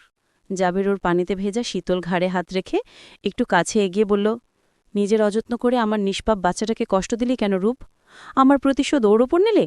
এর শাস্তি তোকে কিভাবে দেওয়া উচিত বল আমায়। জাবিরের কণ্ঠের ব্যথা যেন রূপের অন্তরে সীসার মতো গলিত হল। ও ভাঙা খসখসে স্বরে উচ্চারণ করল, প্রতিশোধ? পাগল আপনি? ও আপনার একার নাকি? রূপের কথা শেষ হতেই এক প্রকার ছো মেরে কাছে এনে ওকে জড়িয়ে ধরল জাবের। এত শক্ত করে ধরল মনে হচ্ছে এই ধরাই জীবনের শেষ আলিঙ্গন। রূপের চুলে মুখ গুজে দীর্ঘশ্বাস ফেলে উড়িয়ে দিতে চাইল এতদিনের সব যন্ত্রণা। পাগলের মতো আদর করতে ইচ্ছে করছে আজ ওকে। জাবিরের উন্মাদ আলিঙ্গনে রূপের কান্নারা আবার বাঁধ ভেঙে গড়িয়ে এলো। জাবিরকে শক্ত করে জড়িয়ে ধরে ঝড় ঝড় করে কেঁদে ফেলল। কানা ভেজা স্বরে বলল, আপনি এখনো অবিশ্বাস করছেন আমাকে? জাবির ওর কাঁধে মুখ আরেকটু চেপে ফিসফিস শব্দে বলল, সরি জান, আম রিয়েলি সরি, আর কখনো হবে না, প্রমিস। এসব নিয়ে রাফিনের সাথে তুমুল ঝামেলা করে ফেলেছি বাড়িতে। আমি শান্তি পাবো জেনে ও সত্যটাও অস্বীকার করেছে। রূপ, ভাব কত ধৃষ্টতা ওর ভিত। ও আমাকে বুঝাতে চাচ্ছিল তোদের মধ্যে কিছু আছে। তাহলে আপনি জানলেন কি করে সত্যটা কি? আমি আগে থেকেই জানি। আপনার আমাকে সন্দেহ করাটা সত্যিই জঘন্যতম লেগেছিল আমার কাছে। আমার কি করা ছিল বল? তুই শুরু থেকেই ওর প্রতি অনুভূতি যে ধোঁয়াশা, সেখানে আটকেছিলি। আমি মেনে নিয়ে সময় গিয়েছিলাম চোখে, কিন্তু হুট করে যখন তোদেরকে একসাথে দেখলাম, সব বিষয় একপাশে ঠেলে শুধু তোর গায়ে ওর ছোঁয়াটাই বিষাক্ত ঠেকছিল আমার কাছে। বিশ্বাস কর, সম্পর্ক অসম্পর্ক কিচ্ছু নিয়ে ভাবিনি আমি এতদিন। শুধু ভুলতে পারছিলাম না ও তোকে ছুঁয়েছে। দুজনেই বেশ কিছুক্ষণ নিশ্চুপ আলিঙ্গনে জড়িয়ে রইল। একসময় জাবির বলল, চল আমরা অন্য কোথাও চলে যাই, একা থাকব, এসব ঝামেলায় পড়তে হবে না। রূপ প্রায় ছিটকে সরে বলল, অসম্ভব, কোথায় যাব আমরা? ওই বাড়ি আর মানুষজন ছাড়া কিছুতেই থাকতে পারব না। সবাই আমাকে ভালোবাসে। আর আমার ভালোবাসাটা দেখবি না? আপনি কিন্তু আমারও একটা ঝগড়ার সূত্রপাত করছেন। জাবির আলতো করে রূপের চিবুকে চিমুখে আলিঙ্গন মুক্ত করল। তারপর রূপকে বিছানার কোণে বসে নিজেও আস্তে করে হাঁটু ভেঙে বসে পড়ল। ওর কোলে মাথা রেখে চুমু খেল পেটের উপর। ওভাবেই মুখ চেপে রাখল অনেকটাক্ষণ, যেন ক্ষুদ্র কিছু একটা পেট নামক রক্তমাংসের শক্ত আবরণের উপর দিয়েই অনুভব করতে চাচ্ছে সে। রূপ আলতো হাতে জাবিরের মাথার চুলগুলোতে হাত বুলাল। জাবির ওর দিকে তাকিয়ে খানিকটা অবাক স্বরে জানতে চাইল, এটা কি করে হলো? রূপ মুখ একপাশে ঘুরিয়ে নিয়ে ভাবলে শিনসরে জবাব দিল, নো আইডিয়া। কেন, আপনার আপত্তি আছে নিয়ে? রূপের চেহারায় হালকা বিরক্তির আভা দেখে জাবির ভ্রু কুচকে একটু তাকিয়ে থেকে বলল, আপত্তি তো মনে হচ্ছে তোর আছে। ঠিক বলেছেন। জাবিরের চোয়াল এবার শক্ত হয়ে এলো। রূপের কোমর শক্ত করে পেঁচিয়ে ধরে বলল, এইদিকে তাকা। তুই আমার রাগ জেদ আমার নিষ্পাপ বাচ্চার উপর দেখাতে পারিস না। ওকে অবহেলা করলে তোর জান নিতে একবারের বেশি ভাবব না আমি। রূপ ফিরল না। অন্য পাশে মুখ রেখেই দীর্ঘশ্বাস ফেলে বলল, আমি পড়তে চেয়েছিলাম, এখনই এসব চাইনি। জাবির বহু কষ্টে নিজেকে সামলে রেখেছে। সে উঠে রূপের পাশে বসে ওর মুখের দিকে কঠিন দৃষ্টি দিয়ে বলল, তুই কি বলছিস বুঝতে পারছিস? কারো এত সাহস থাকতে পারে না যে আফনান জাবির চৌধুরীর বাচ্চাকে হেলা করবে। তুই এই স্পর্ধা আর কখনো দেখাবি না Roop, and I'm telling you this is for the very last time. Roop আবারও অন্য পাশে মুখ ঘুরিয়ে ভেঙচি কাটল। ও মূলত জাবিরকে রাগানোর উদ্দেশ্যেই এসব বলেছে। এতদিন খবর নেই, এখন হুট করে এসে আফনান জাবির চৌধুরীর বাচ্চা বানিয়ে নিল, তাই আর কি। জাবির প্রশ্ন করল, তুই আমার বাড়ি থাকতে এটা জানতি? এইবার ফেসে গেল রূপ। এতক্ষণ ভুংভাং বলার সাহসটা এবার ফুস করে উড়ে হাওয়ায় মিলিয়ে গেল। জাবির এখন আবার এই নিয়ে চেঁচিয়ে উঠবে কেন তাকে আগে জানায়নি? রূপ আলগোছে ওপর নিচ মাথা নাড়ল। ওকে অবাক করে জাবির রাগল না, বরং দুই হাতে বিছানা চেপে মাথা নড়ল সামান্য, যেন গভীর মনোযোগে কিছু একটা হিসেব করছে। তার মানে বাচ্চাটা ওরা ইউরোপ থাকাকালীন সময়ে গর্ভে এসেছে। বিষয়টা ভেবে স্মিত হাসল জাবির। তার কেমন অদ্ভুত লাগছে, পাবল পাবল অনুভূতি ছড়াচ্ছে হৃদয় জুড়ে। সে প্রথম প্রেম আমার রূপাঞ্জনা, পর্ব ৪৯। লেখিকা মেহেরুন্নিসা মিমি। এই, ওদিকে কোথায় যাচ্ছেন? সমুদ্র তীরের উদ্দাম বাতাসে রূপের পাতলা ফিনফিনে হাঁটু সমান টপসটা ঘন ঘন দুলে উঠছে। মনে হচ্ছে নীল আকাশে উঠতে থাকা ছোট্ট কোনো নৌকার পাল। এতক্ষণ ধরে তারা দুজন হাত ধরাধরি করে জলরেখা বরাবর হেঁটে যাচ্ছিল। ঢেউগুলো ধূপধাপ এসে পা ছুঁয়ে যাচ্ছে, শীতল লবণ জল ছিটিয়ে দিচ্ছে পায়ের পাতায়। সেই স্পর্শ আরও খানিকটা নিবিড়ভাবে উপভোগ করতে দুজনের জুতোজোড়া খুলেই হাতে নিল জাবির। রূপ জাবিরের এক হাত জড়িয়ে ধরে তাতে মাথা রেখে ধীর কদমে হাঁটছে। ঢেউয়ের ফেনা আর দিগন্তের নীলাভ আলো মেশা এই শান্ত বিকেলে তারা প্রশান্ত মনে গল্পে ডুবে আছে আজ। খানিক বাদে বসল দুজনে ভেজা বালির উপর। পরনের কাপড়ে বালি লাগছে, সেদিকে ভ্রুক্ষেপও করল না। যেন এই মনোরম হৃদয় স্তব্ধ করা পরিবেশের খাতিরে ভালোমন্দ সবিষয়ই কোনরূপ আগাম সংকেত ব্যতিরেকও জাবির চট করে শুয়ে পড়ল রূপের পায়ের উপর। চমকে উঠলেও পরক্ষণে হেসে ফেলল রূপ। জাবির ওর চোখের গভীরে তাকিয়ে রহস্যময় মিহি কণ্ঠে বলল, একটা উপহার নিবি রূপ? রূপ সামান্য ভ্রু কুচকাল। জাবির নিজের দু হাত মুঠোবদ্ধ করে রূপের চোখের সামনে ধরে দৃঢ় আদেশের গলায় বলল, রাখ, এটা শুধু তোর জন্য। কৌতূহলে উপচে উঠে মুঠোবদ্ধ হাত দুটোই নিজের দু হাতে চেপে নিল রূপ। পরক্ষণে বিস্ময়ে চোখজোড়া কপালে উঠিয়ে চেঁচাল, এটা কি? সাদা তুলতুলে একটা পাখির বাচ্চা, সদ্য গজানো মসৃণ পশমে যেন স্নিগ্ধতা ঝরে ঝরে পড়ছে। ধরলে মনে হচ্ছে নরম মাখনে হাত ডুবে যাচ্ছে। বাচ্চাটা চুপটি করে বসে রইল ওর করতলে। রূপ খুশিতে আটখানা হয়ে বাচ্চাদের মতো আনন্দে বলল, এটা কোথা থেকে আনলেন? জাবির হালকা ও প্রশান্ত হেসে শুধু বলল, বুকের সাথে চেপে রাখ, হারাস না কখনো, তাহলে কষ্ট পাবো আমি। কিন্তু আপনি তো পোষা প্রাণী পছন্দই করেন না। পছন্দ করি না তা নয়, শুধু তোর গা ঘেঁষলে বিতৃষ্ণ হই। তো এটাকে একদম বুকের সাথে রাখতে বলছেন যে? এর সাথে পোষা প্রাণীর তুলনা নয় রূপ, তুই সময় হলে বুঝবি। এবার চুপ করে সামনে তাকা, সূর্যাস্ত যাচ্ছে। পাখির বাচ্চাটা সত্যি সত্যি পরম আবেশে বুকের উষ্ণতায় ঠাঁই দিল রূপ। সেটার পালকে গাল ঘষে সামনে ফিরল। চোখের সামনে বিস্তৃত জলরাশির কলকলানি, উপচে ওঠা ঢেউয়ের বহর, দিগন্ত পারে লালচে কমলা সূর্যাস্তের ক্ষণ, আর পাশে অতি সন্নিকটে ভালোবাসার প্রিয় পুরুষটি। সব মিলিয়ে রূপের মনে হল এমন একটা গধূলি বেলা ওর জীবনে আর কখনো আসতে পারে না। এতটা মহাবিষ্ট ছিল ও, এক ধ্যানে চৈতন্য হারিয়ে তাকিয়াছে রক্তিম সূর্যের ঢলে পড়ায়। কেমন আস্তে আস্তে নেমে যেতে যেতে ধূপ করে চোখের আড়াল হয়ে পৃথিবীর অচেনা এক প্রান্তে পৌঁছে গেল সূর্যগোলকটা। রূপ মন্ত্রমুগ্ধ হয়ে তাকিয়ে থাকায় বুঝতে পারল না কখন জাবির ওর পায়ে থেকে সরে গেছে। অনতি দূরে যখন তাকে সমুদ্রের দিকে এগিয়ে যেতে দেখল, রূপ উঠে দাঁড়িয়ে হাত মুছে চেঁচিয়ে উঠল উপরের সেই বাক্যটি, এই, ওদিকে কোথায় যাচ্ছেন? জাবির ফিরে তাকালো একবার, মৃদু হেসে কি জানি একটা জবাব দিল। ঢেউ খেলানো সমুদ্রের গর্জনের নিচে চাপা পড়ে মিলিয়ে গেল তার উচ্চরিত শব্দগুচ্ছ। জাবির অত্যন্ত দ্রুত পায় সমুদ্রে নেমে যাচ্ছে কি একটা খুঁজতে খুঁজতে। রূপ আবারও চেঁচিয়ে দৌড় লাগালো জাবিরের দিকে।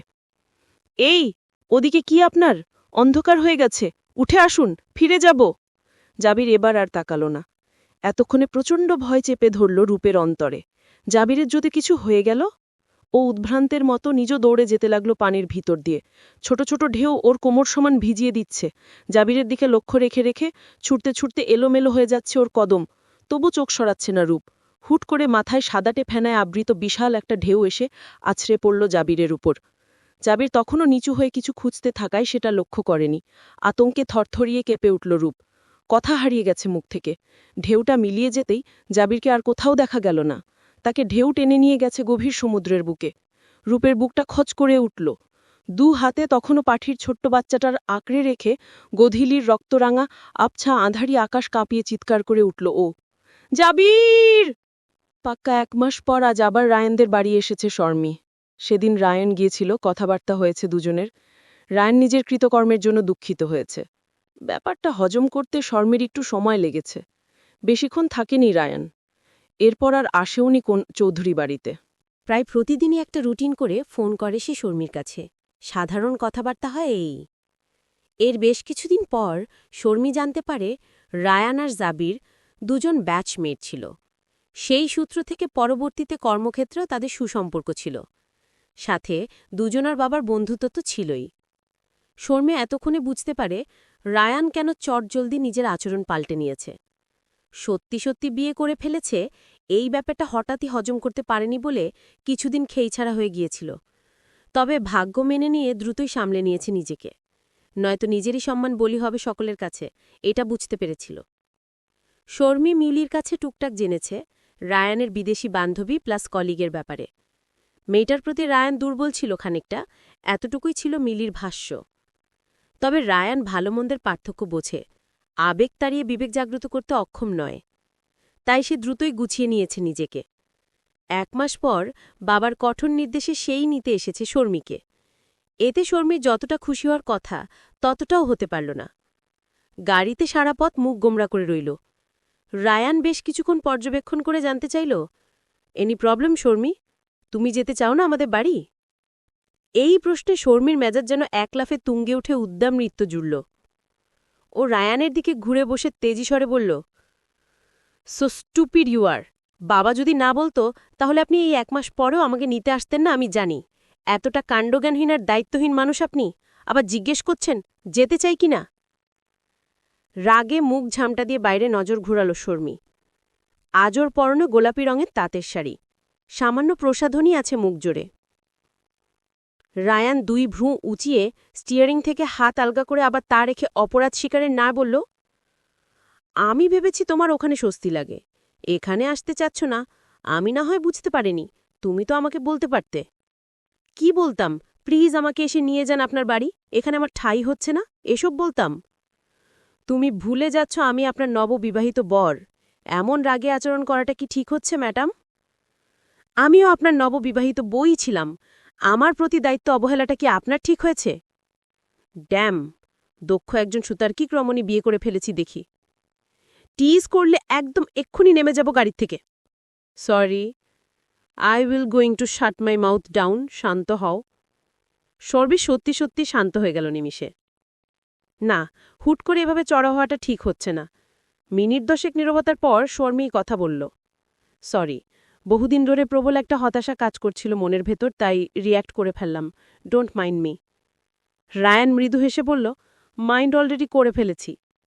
শর্মির মুখ তার আবারও শক্ত হয়ে গেল। এভাবে কেউ বলে নাকি? ও খটখটে স্বরে বলল, মাইন্ড নিয়ে বসে থাকেন তাহলে, আপনার থেকে আর কিছু আশা করা যায় না।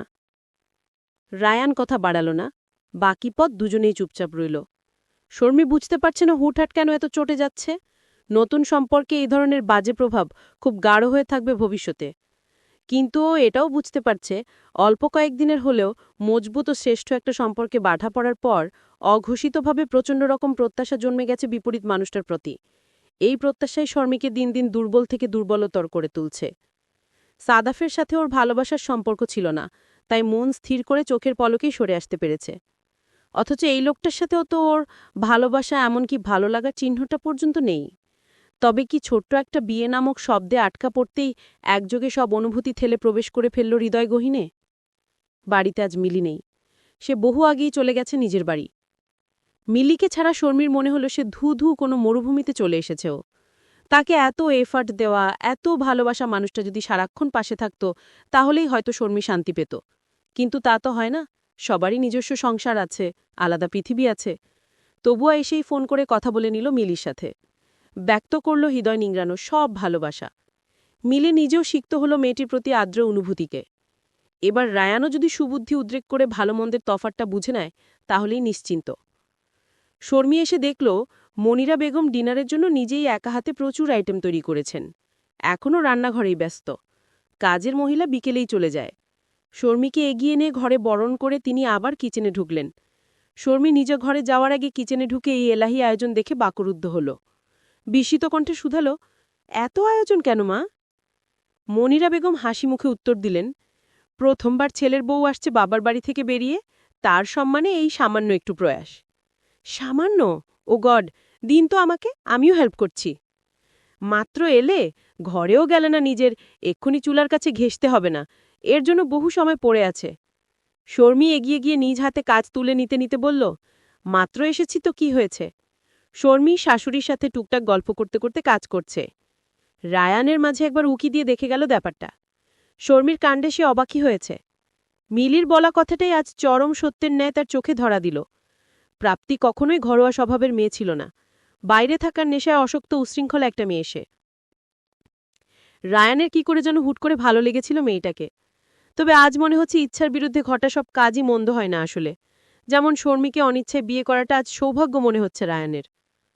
ডিনারের পর বন্ধুদের ফোন এলেও রায়ান আর বের হল না। গতবার ভীষণ ভেজালে পড়তে হয়েছে, তাই আজ সে পথে আর গেল না। রায়ান রুমে গিয়ে দেখল শর্মি শাওয়ার নিয়ে বের হয়েছে। সে বিস্মিত কণ্ঠে শুধাল, শাওয়ার নিলে কেন? শর্মি চুল থেকে তোয়ালে খুলে ড্রেসিং মিররের সামনে গিয়ে চুলগুলো মুছতে মুছতে ক্যাটক্যাটে স্বরে জবাব দিল, আমার ইচ্ছে হয়েছে তাই নিয়েছি। আপনি জিজ্ঞেস করছেন কেন? আপনি আপনার মাইন্ড নিয়ে বসে থাকুন। আমি? মির্চ রায়াজি, নতুন হবি মানুষের পর বুঝি বাবার বাড়ি বেরিয়ে গেতে চাইছ, তাই না? শর্মি পেছনে ঘুরে ভ্রু কুচকে জিজ্ঞেস করল, সোজা সোজা কথা বলুন, একদম তার খাম্বার মতো সোজা। এত রাতে শাওয়ার নেওয়ার অন্য কোনো অর্থ বের করল যদি কেউ? রাগে ও লজ্জায় সমস্ত শরীর শিরশির করে উঠল শর্মির। এটা তো ও ভাবেইনি। চিন্তিত মুখে দ্রুত গিয়ে রুমের দরজাটা বন্ধ করে এলো। তারপর রায়ানের ভাবলেশীন চেহারায় একবার অগ্নিদৃষ্টি নিক্ষেপ করে হেয়ার ড্রায়ার নিয়ে চুল শুকাতে লাগল। সেটা শেষ হলে দেখল রায়ান একপাশে জায়গা রেখে শুয়ে পড়েছে। শর্মী বিছানার কাছে এগিয়ে ভ্রু কুঁচকে দাঁড়িয়ে রইল। তা দেখে রায়ান ফোন থেকে মুখ তুলে জিজ্ঞেস করল, কিছু বলবেন? শর্মী থমথমে মুখে বলল, কিছু বলবো মানে, শোবো না আমি? অবভিয়াসলি শোবে, তুমি তো আর ঘোড়া নাও, এই যে জায়গা ছেড়েই তো শুয়েছি। আপনাকে ডিঙিয়ে ওদিকে যাব, আপনি ওপাশে যান। রায়ান সাথে সাথে সরে গেল। নাটকীয় একটা ভঙ্গিমা মুখে ফুটিয়ে তারপর বলল, পতি পরমেশ্বরে বিশ্বাসী খাঁটি বাঙালি নারী। শর্মী রায়ানকে সরতে দেখে লাইট বন্ধ করতে যাচ্ছিল। এর মধ্যেই টিটকারিমূলক তীর্যক কথায় পিছনে ঘুরে শাসিয়ে বলল, একদম পিঞ্চ করবেন না, সোজা গিয়ে বাবাকে ডেকে আনব। রায়ান শুয়ে থেকেই মাথা নত করে ক্ষমা চাওয়ার ভঙ্গিতে হাত দুটো জড়ো করল। শর্মী আবার যেতেই সে আবার বিড়বিড়িয়ে বলে উঠল, শ্বশুরের পিএস। শর্মী সেটাও শুনতে পেয়েছে। রাগ হতে গিয়ে উল্টো হেসে ফেলল। ও তো ভেবেছিল লোকটা মনে হয় জাবির ভাইয়ার মতোই প্যাঁচামুচি গোমরা স্বভাবের। এখন তো দেখা যাচ্ছে মুখ খুললে রীতিমতো কথার ফোয়ারা ছুটে। তাছাড়া এই না বলে সে কাকে না কাকে পছন্দ করত, চট করে ভুলে গেল নাচি। একেই বলে নারী চরিতার্থ প্রেমযাত্রী, প্রতি স্টেশনে থেমে নারী পরিবর্তন করা পুরুষ জাতেরা। শর্মী এসে অনেকটা দূরত্ব রেখে সিটিয়ে শুয়ে পড়ল। রাত যত বাড়ছে তাপমাত্রা নেমে ঠান্ডার প্রকোপ বেড়ে যাচ্ছে। সেই সাথে নিশুতি রাতের নানা রকম পতঙ্গের আওয়াজ পাওয়া যাচ্ছে। একটু পর শর্মী টের পেল রায়ান ফোন রেখে দিয়ে ওর দিকে ঘুরে শুয়েছে। খানিক বাদেই কিছু একটা রসস্পষ্ট কিন্তু গা হিম করার ডাকে শর্মী চমকে উঠল। পাশ ফিরে রায়ানের মুখোমুখি হয়ে ভয়ার্ত স্বরে জিজ্ঞেস করল, ওটা কিসের শব্দ? রায়ান স্বাভাবিক স্বরে উত্তর দিল, শেয়ালের। হোয়াট? এই আভিজাত্যপূর্ণ এরিয়ায় শিয়াল আসবে কেন? শর্মী প্রায় আতকে উঠে বলল কথাটা। রায়ান সামান্য কেশে গলা পরিষ্কার করে বুঝিয়ে দিল, 2 সপ্তাহ আগে এই ব্লকের পাশের একটা খালি জমিতে শেয়ালের দেখা পেয়েছিল একজন নিরাপত্তা কর্মী। শুনেছি পূর্বাচল দিকের বনের কিছু অংশে এখনও শেয়াল আছে। ওখান থেকে খাবারের খোঁজে হয়তো একাত্তা এলাকায় ঢুকে পড়ে মাঝে মাঝে। গা ছমছম করে উঠল শর্মীর। ফ্যাঁসফ্যাঁসে স্বরে বলল, মাই গড। রায়ান ওর প্রতিক্রিয়ায় বেশ কৌতুক বোধ করল। মজাদার লাগল ব্যাপারটা। সে বলল, তুমি চাইলে আমার আরেকটু গা ঘেঁষে শুতে পারো, এতে ভয় কম লাগার পুরোপুরি নিশ্চয়তা আছে। শর্মী স্তম্ভিত হল। 1 মাসেই এত পরিবর্তন লোকটার? ভালোই তো ইচ্ছাশক্তি আর মনের জোর আছে বলা যায়। ও সত্যিই একটু চেপে শুল রায়ানের দিকে। আচমকাই এক হাতে ওকে টেনে আরও কাছে নিল রায়ান। ইতস্তত মনে শর্মীর শ্বাস আটকে এলো, প্রতিবাদ করল না ও। একজন বিবাহিত নরনারীর ঘনিষ্ঠ হবার জন্য 1 মাস যথেষ্ট বিরতি। রায়ান ওকে জড়িয়ে ধরে কানে ফিসফিস করে বলল, শাড়িতে তোমাকে দেখে ক্রাশ খেয়েছি, মিস মির্চি, পিঙ্ক কালার মরিচের মতো লাগছিল। শর্মীর ঠোঁট টিপে হেসে বুক ভরে রায়ানের গায়ের পুরুষালী ঘ্রাণ টেনে নিল। এত তেজস্বিনী মেয়েটার এই নিশ্চুপতা রায়ানের ঠিক হজম হল না।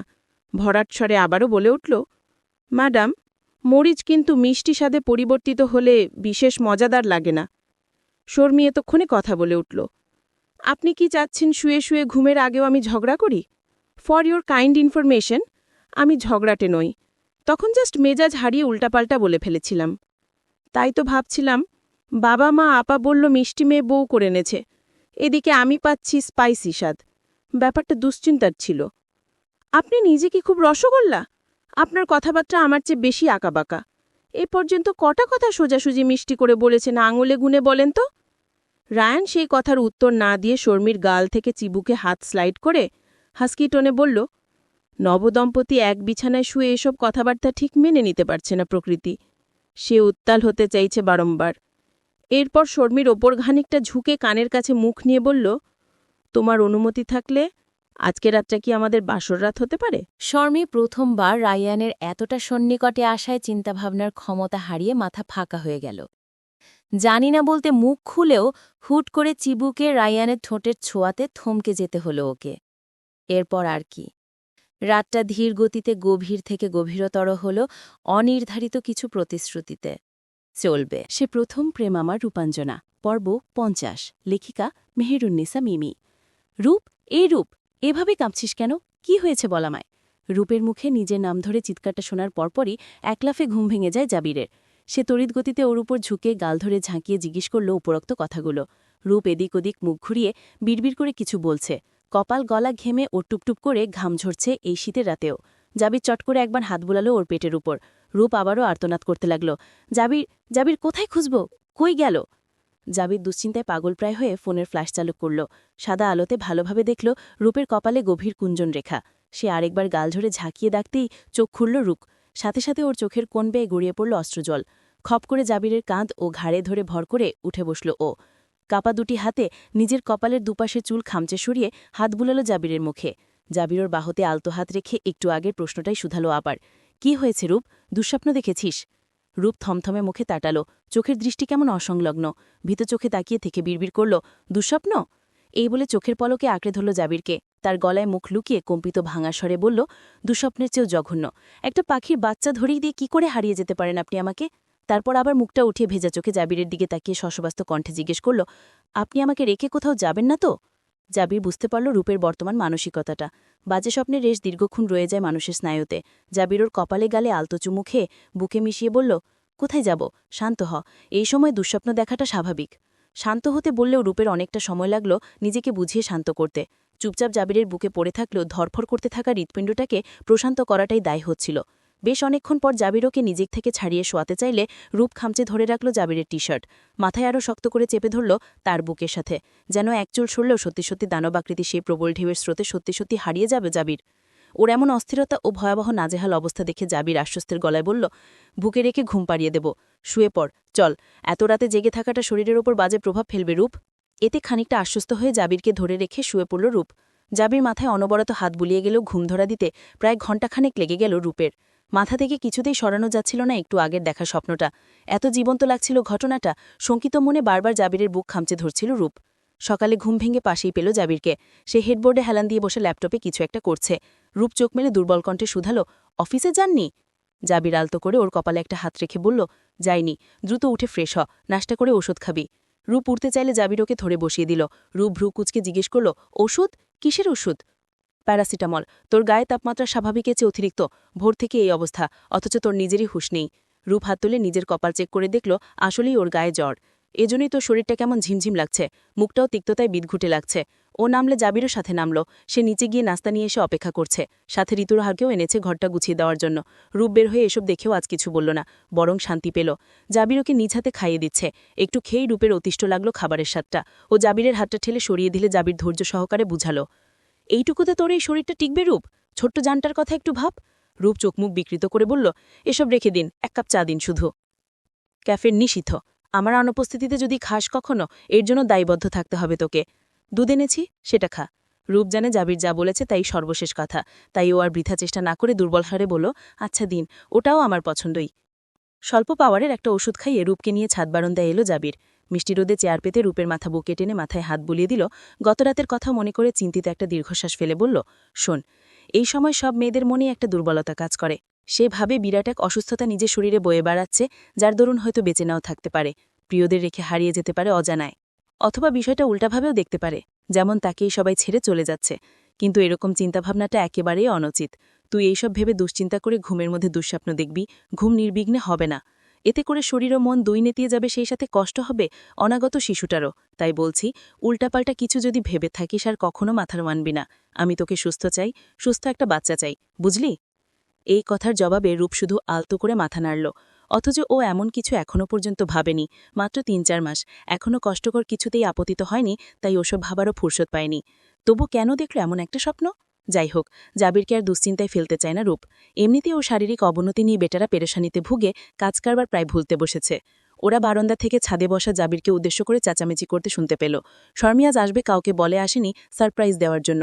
রূপের সুসংবাদটা শুনে ফোনে অভিনন্দন জানালেও সামনাসামনি এখনও হতে পারেনি দুজন।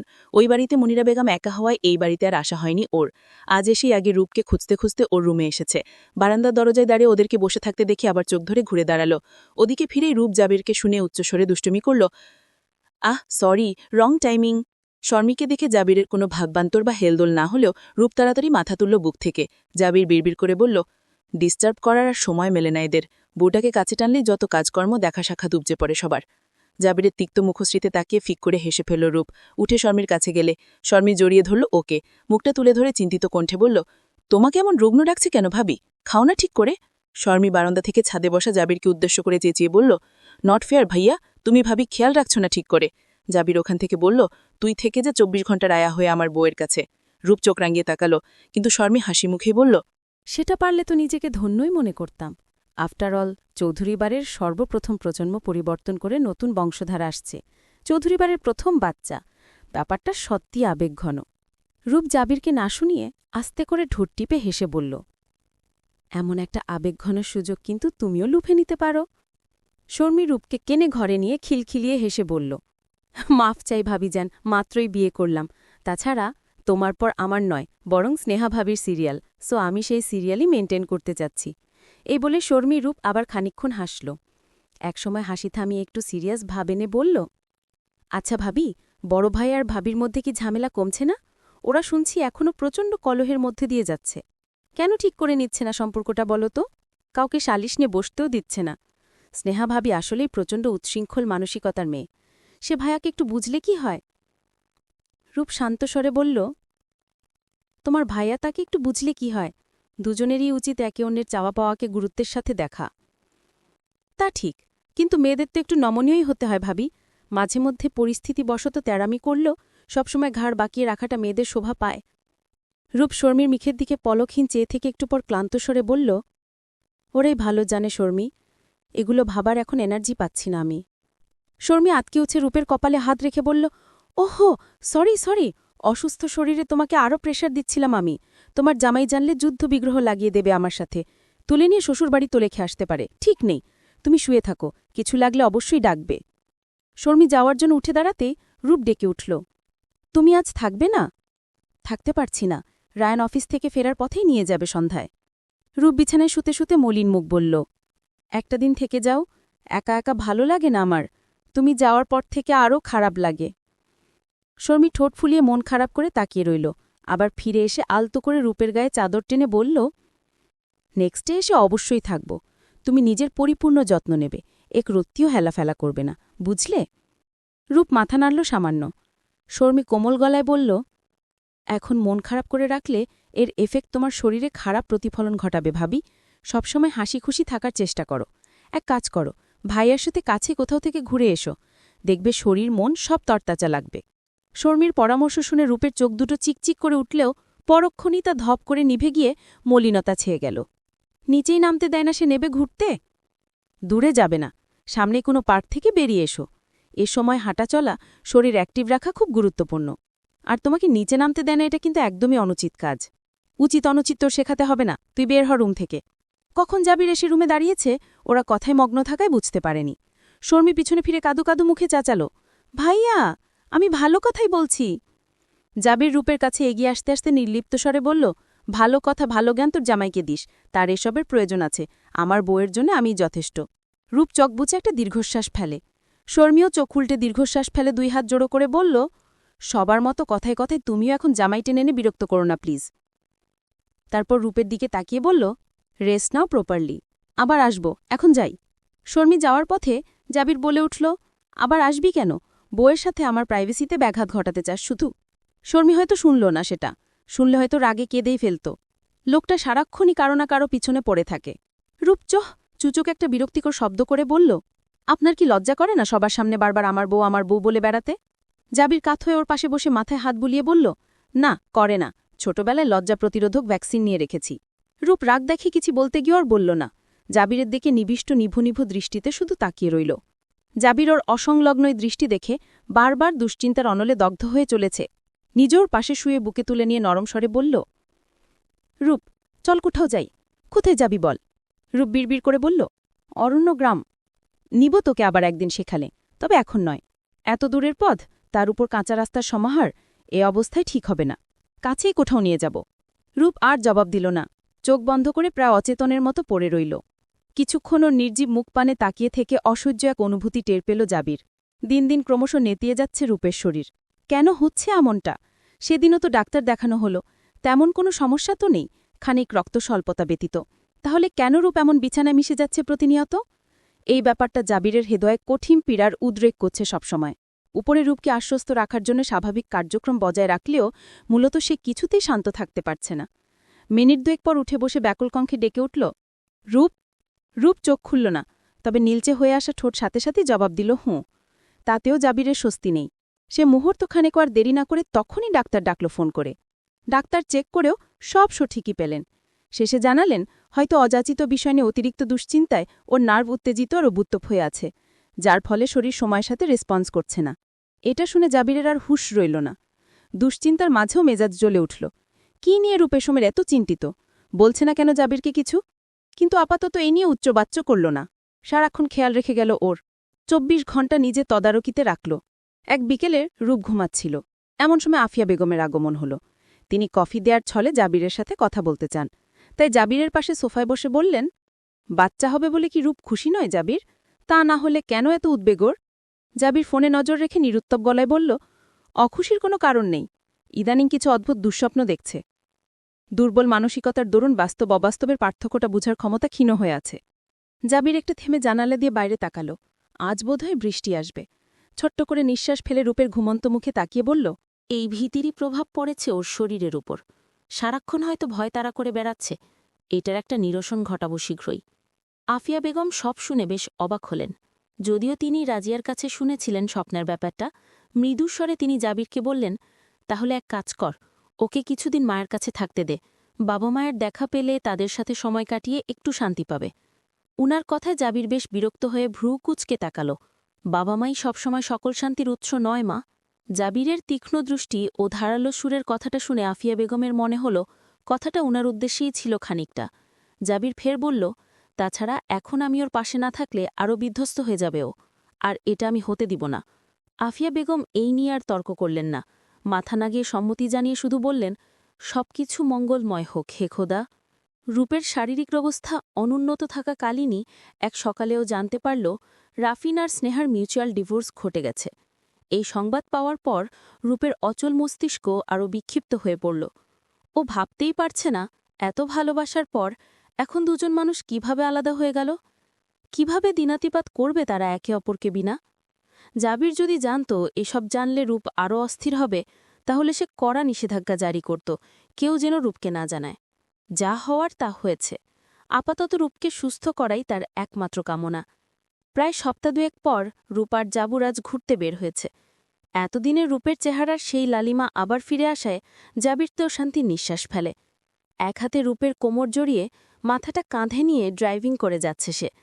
দুজনেই কিছুক্ষণ নীরবতা কাটিয়ে কিছু বলবে, এর মধ্যে হঠাৎ ফোন বাজে জাবিরের। সে রিসিভ করে ওপাশের কথা শুনে নিয়ে গম্ভীর গলায় বলল, ঘম্ভে জানাবো। একটু থেমে আবার বলল, ডেটটা কবে আর কোন এরিয়ার কোন হলে সম্পূর্ণ ডিটেলস আমাকে ইমেল করো। ফোন রাখতেই দেখল রূপ উৎসুক চোখে তার দিকেই তাকিয়ে আছে। ও ভ্রু কিছুটা কুচকে হঠাৎ বলল, এই, আপনি আবার কোনো সেমিনারে যাচ্ছেন না তো? জাবির স্মিতভাবে মাথা ধুলিয়ে ওকে আবার টেনে নিয়ে বলল, আন্তর্জাতিক বিনিয়োগ সম্মেলন অনুষ্ঠিত হচ্ছে লন্ডন। বাংলাদেশি, ভারতীয় ও আফ্রিকান উদ্যোক্তাদের মিশ্রণে। অনেক দিন থেকেই মেসেজ আসছে, এড়িয়ে এসেছি এতদিন। তার মানে কি এখন যেতে যাচ্ছেন? জাবির মাথা আবার দুলিয়ে বলল, যেতে হবে। গুরুত্বপূর্ণ ভূমিকা আছে এর বিজনেস বিনিয়োগের ক্ষেত্রে। ইন্টারন্যাশনাল ডিলারশিপ পেতে এটা অ্যাটেন্ড করা জরুরি। রূপ কি বলবে কিছুক্ষণ বুঝতে পারল না। মাত্রই ও কিছুটা সুস্থ হয়েছে, সেটা সম্পূর্ণ জাবিরেরই প্রচেষ্টা ও ত্যাগের ফলেই। এখন সে আবার দূরে গিয়ে ওকে চিন্তায় ঠেলে দিতে চাচ্ছে। ও মুখ ফুলিয়ে অবুঝ কণ্ঠে বলল, আপনি এখন যেতে পারবেন না। গাড়ি থামল একটা ছিমছাম পার্কের গেটে। জাবির পার্কিং লটে ব্রেক কষে তাকাল রূপের দিকে। ওর চিবুকে হাত রেখে মুখটা টেনে গাঢ় চুমু ছেয়ে বলল, এই, আপনি আমার জন্য এত উতলা হবেন তা তো ইহজীবনে মাথায়ও আসেনি আমার ম্যাডাম। রূপ কিছুটা বিরক্তিমাখা অধৈর্য কণ্ঠে বলল, আমি আপনার সাথে মজা করছি না, আমি সিরিয়াস। জাবির ওর বেলটা খুলে দরজাটাও খুলে দিয়ে বলল, মাত্র তো 2 সপ্তাহ, দেখতে দেখতেই চলে যাবে। চলে যাবে নাকি থেমে থাকবে সেইটা নিয়ে ভাবছি না। আপনি আমার থেকে দূরে যাবেন না, ব্যাস এইটুকু জেনে রাখুন। আর আর বেশি প্রয়োজন হলে আমাকে নিয়ে যান। জাবির গাড়ি থেকে নামল। বিষয়টাকে এত তুচ্ছ করে দেখছে বলে রূপের মেজাজ খিচে যাচ্ছে জাবিরের উপর। সে কেন বুঝতে চাচ্ছে না রূপের চিন্তাগ্রস্ত অবস্থাটা। জাবির ওপাশে গিয়ে হাত ধরে রূপকে নামিয়ে হাতটা শক্ত করে মুষ্ঠবদ্ধ করে এগিয়ে যেতে যেতে বলল, সম্ভব যদি হতো আই সোয়ার তোকে নিয়ে যেতাম। এই সুবাদে তোর একটা ট্যুরও হতো, কিন্তু এই সিচুয়েশনে জার্নির কথা ভাবাও নিষিদ্ধ। তাহলে আপনিও যাবেন না। রূপ কাতর স্বরে আর্তনাদ করলে জাবির তার দিকে পূর্ণ দৃষ্টিতে তাকালো, বুঝাতে চেষ্টা করল, অলরেডি 2 সেমিনার ড্রপ করেছি, এটা একটু ইম্পর্টেন্ট, পাক্কা 2 সপ্তাহ, এরপর চলে আসবো প্রমিস। এখন এসব বলে আর মন খারাপ করিস না, সময়টা উপভোগ কর। পার্কের গাছপালা ছাওয়া অংশটাতে ধীর কদমে হাঁটছে ওরা। রূপ চুপচাপ জাবিরের হাত জড়িয়ে কদম ফেলছে আর ভাবছে 2 সপ্তাহে কতগুলো রাত আর দিন থাকে। দুপাশে ঘাসের সারির মাঝখানে চিকন পায়ে চলা পাথুলে পথ ধরে হাঁটছে তারা। হুট করে কিছু একটার সাথে পা বেঁধে প্রায় হুমড়ি খেয়ে পড়ে যাচ্ছিল রূপ। ভাগ্যিস জাবিরের হাতটা আঁকড়ে ধরে রেখেছিল। সে অন্য হাত দিয়ে পড়ার আগেই রূপকে সোজা করে নিল। ভয়ে আতঙ্কে মুখ ফ্যাকাশে হয়ে বুক হাঁপড়ের মতো উঠানামা করছে রূপের। মুখ থুবড়ে এখন পড়ে গেলে কি অবস্থা হতো ভেবেই গা শিউড়ে উঠছে। জাবির এক মুহূর্ত দেরি না করে বুকের সাথে চেপে ধরল ওকে। মাথায় হাত বুলিয়ে কপালে চুমু খেয়ে বলল, ইটস ওকে, কিচ্ছু হয়নি। এরপর আর কথাবার্তাও হাঁটাহাঁটি কিছুই জমল না। রূপের মুখে সর্বক্ষণ ঝুলে রইল আষাঢ়িয়া আধার। মনে মনে প্রার্থনা করছে জাবিরের যাওয়াটা যেন কোনোভাবে ক্যান্সেল হয়ে যায়, অথবা সে নিজেই মর্জি ঘুরিয়ে নেয়। একবার সে কিছু একটা মনস্থির করে নিলে আর বহু বাহানায়ও মদ ঘুরানো যায় না। কাজের ক্ষেত্রে সে নিষ্ঠাবান তা ঠিক, কিন্তু অসুস্থ বউকে রেখে যেতে তারও মন সায় দিচ্ছে না। অনেক কসরত করল এই নিয়ে, কিন্তু সামিটে তার নাম পূর্ব পরিকল্পনা ভিত্তিক আগেই নির্ধারিত ও তালিকাভুক্ত করা হয়ে গেছে। আর এটা একটা জরুরি বিষয়ক সেমিনারও বটে। চলবে। গল্পটি কেমন লাগলো আপনার অনুভূতি আমাদের সাথে শেয়ার করতে কমেন্টে লিখুন। আরও নতুন গল্প পেতে চ্যানেলটি সাবস্ক্রাইব করুন। আপনাদের ভালোবাসাই আমাদের অনুপ্রেরণা।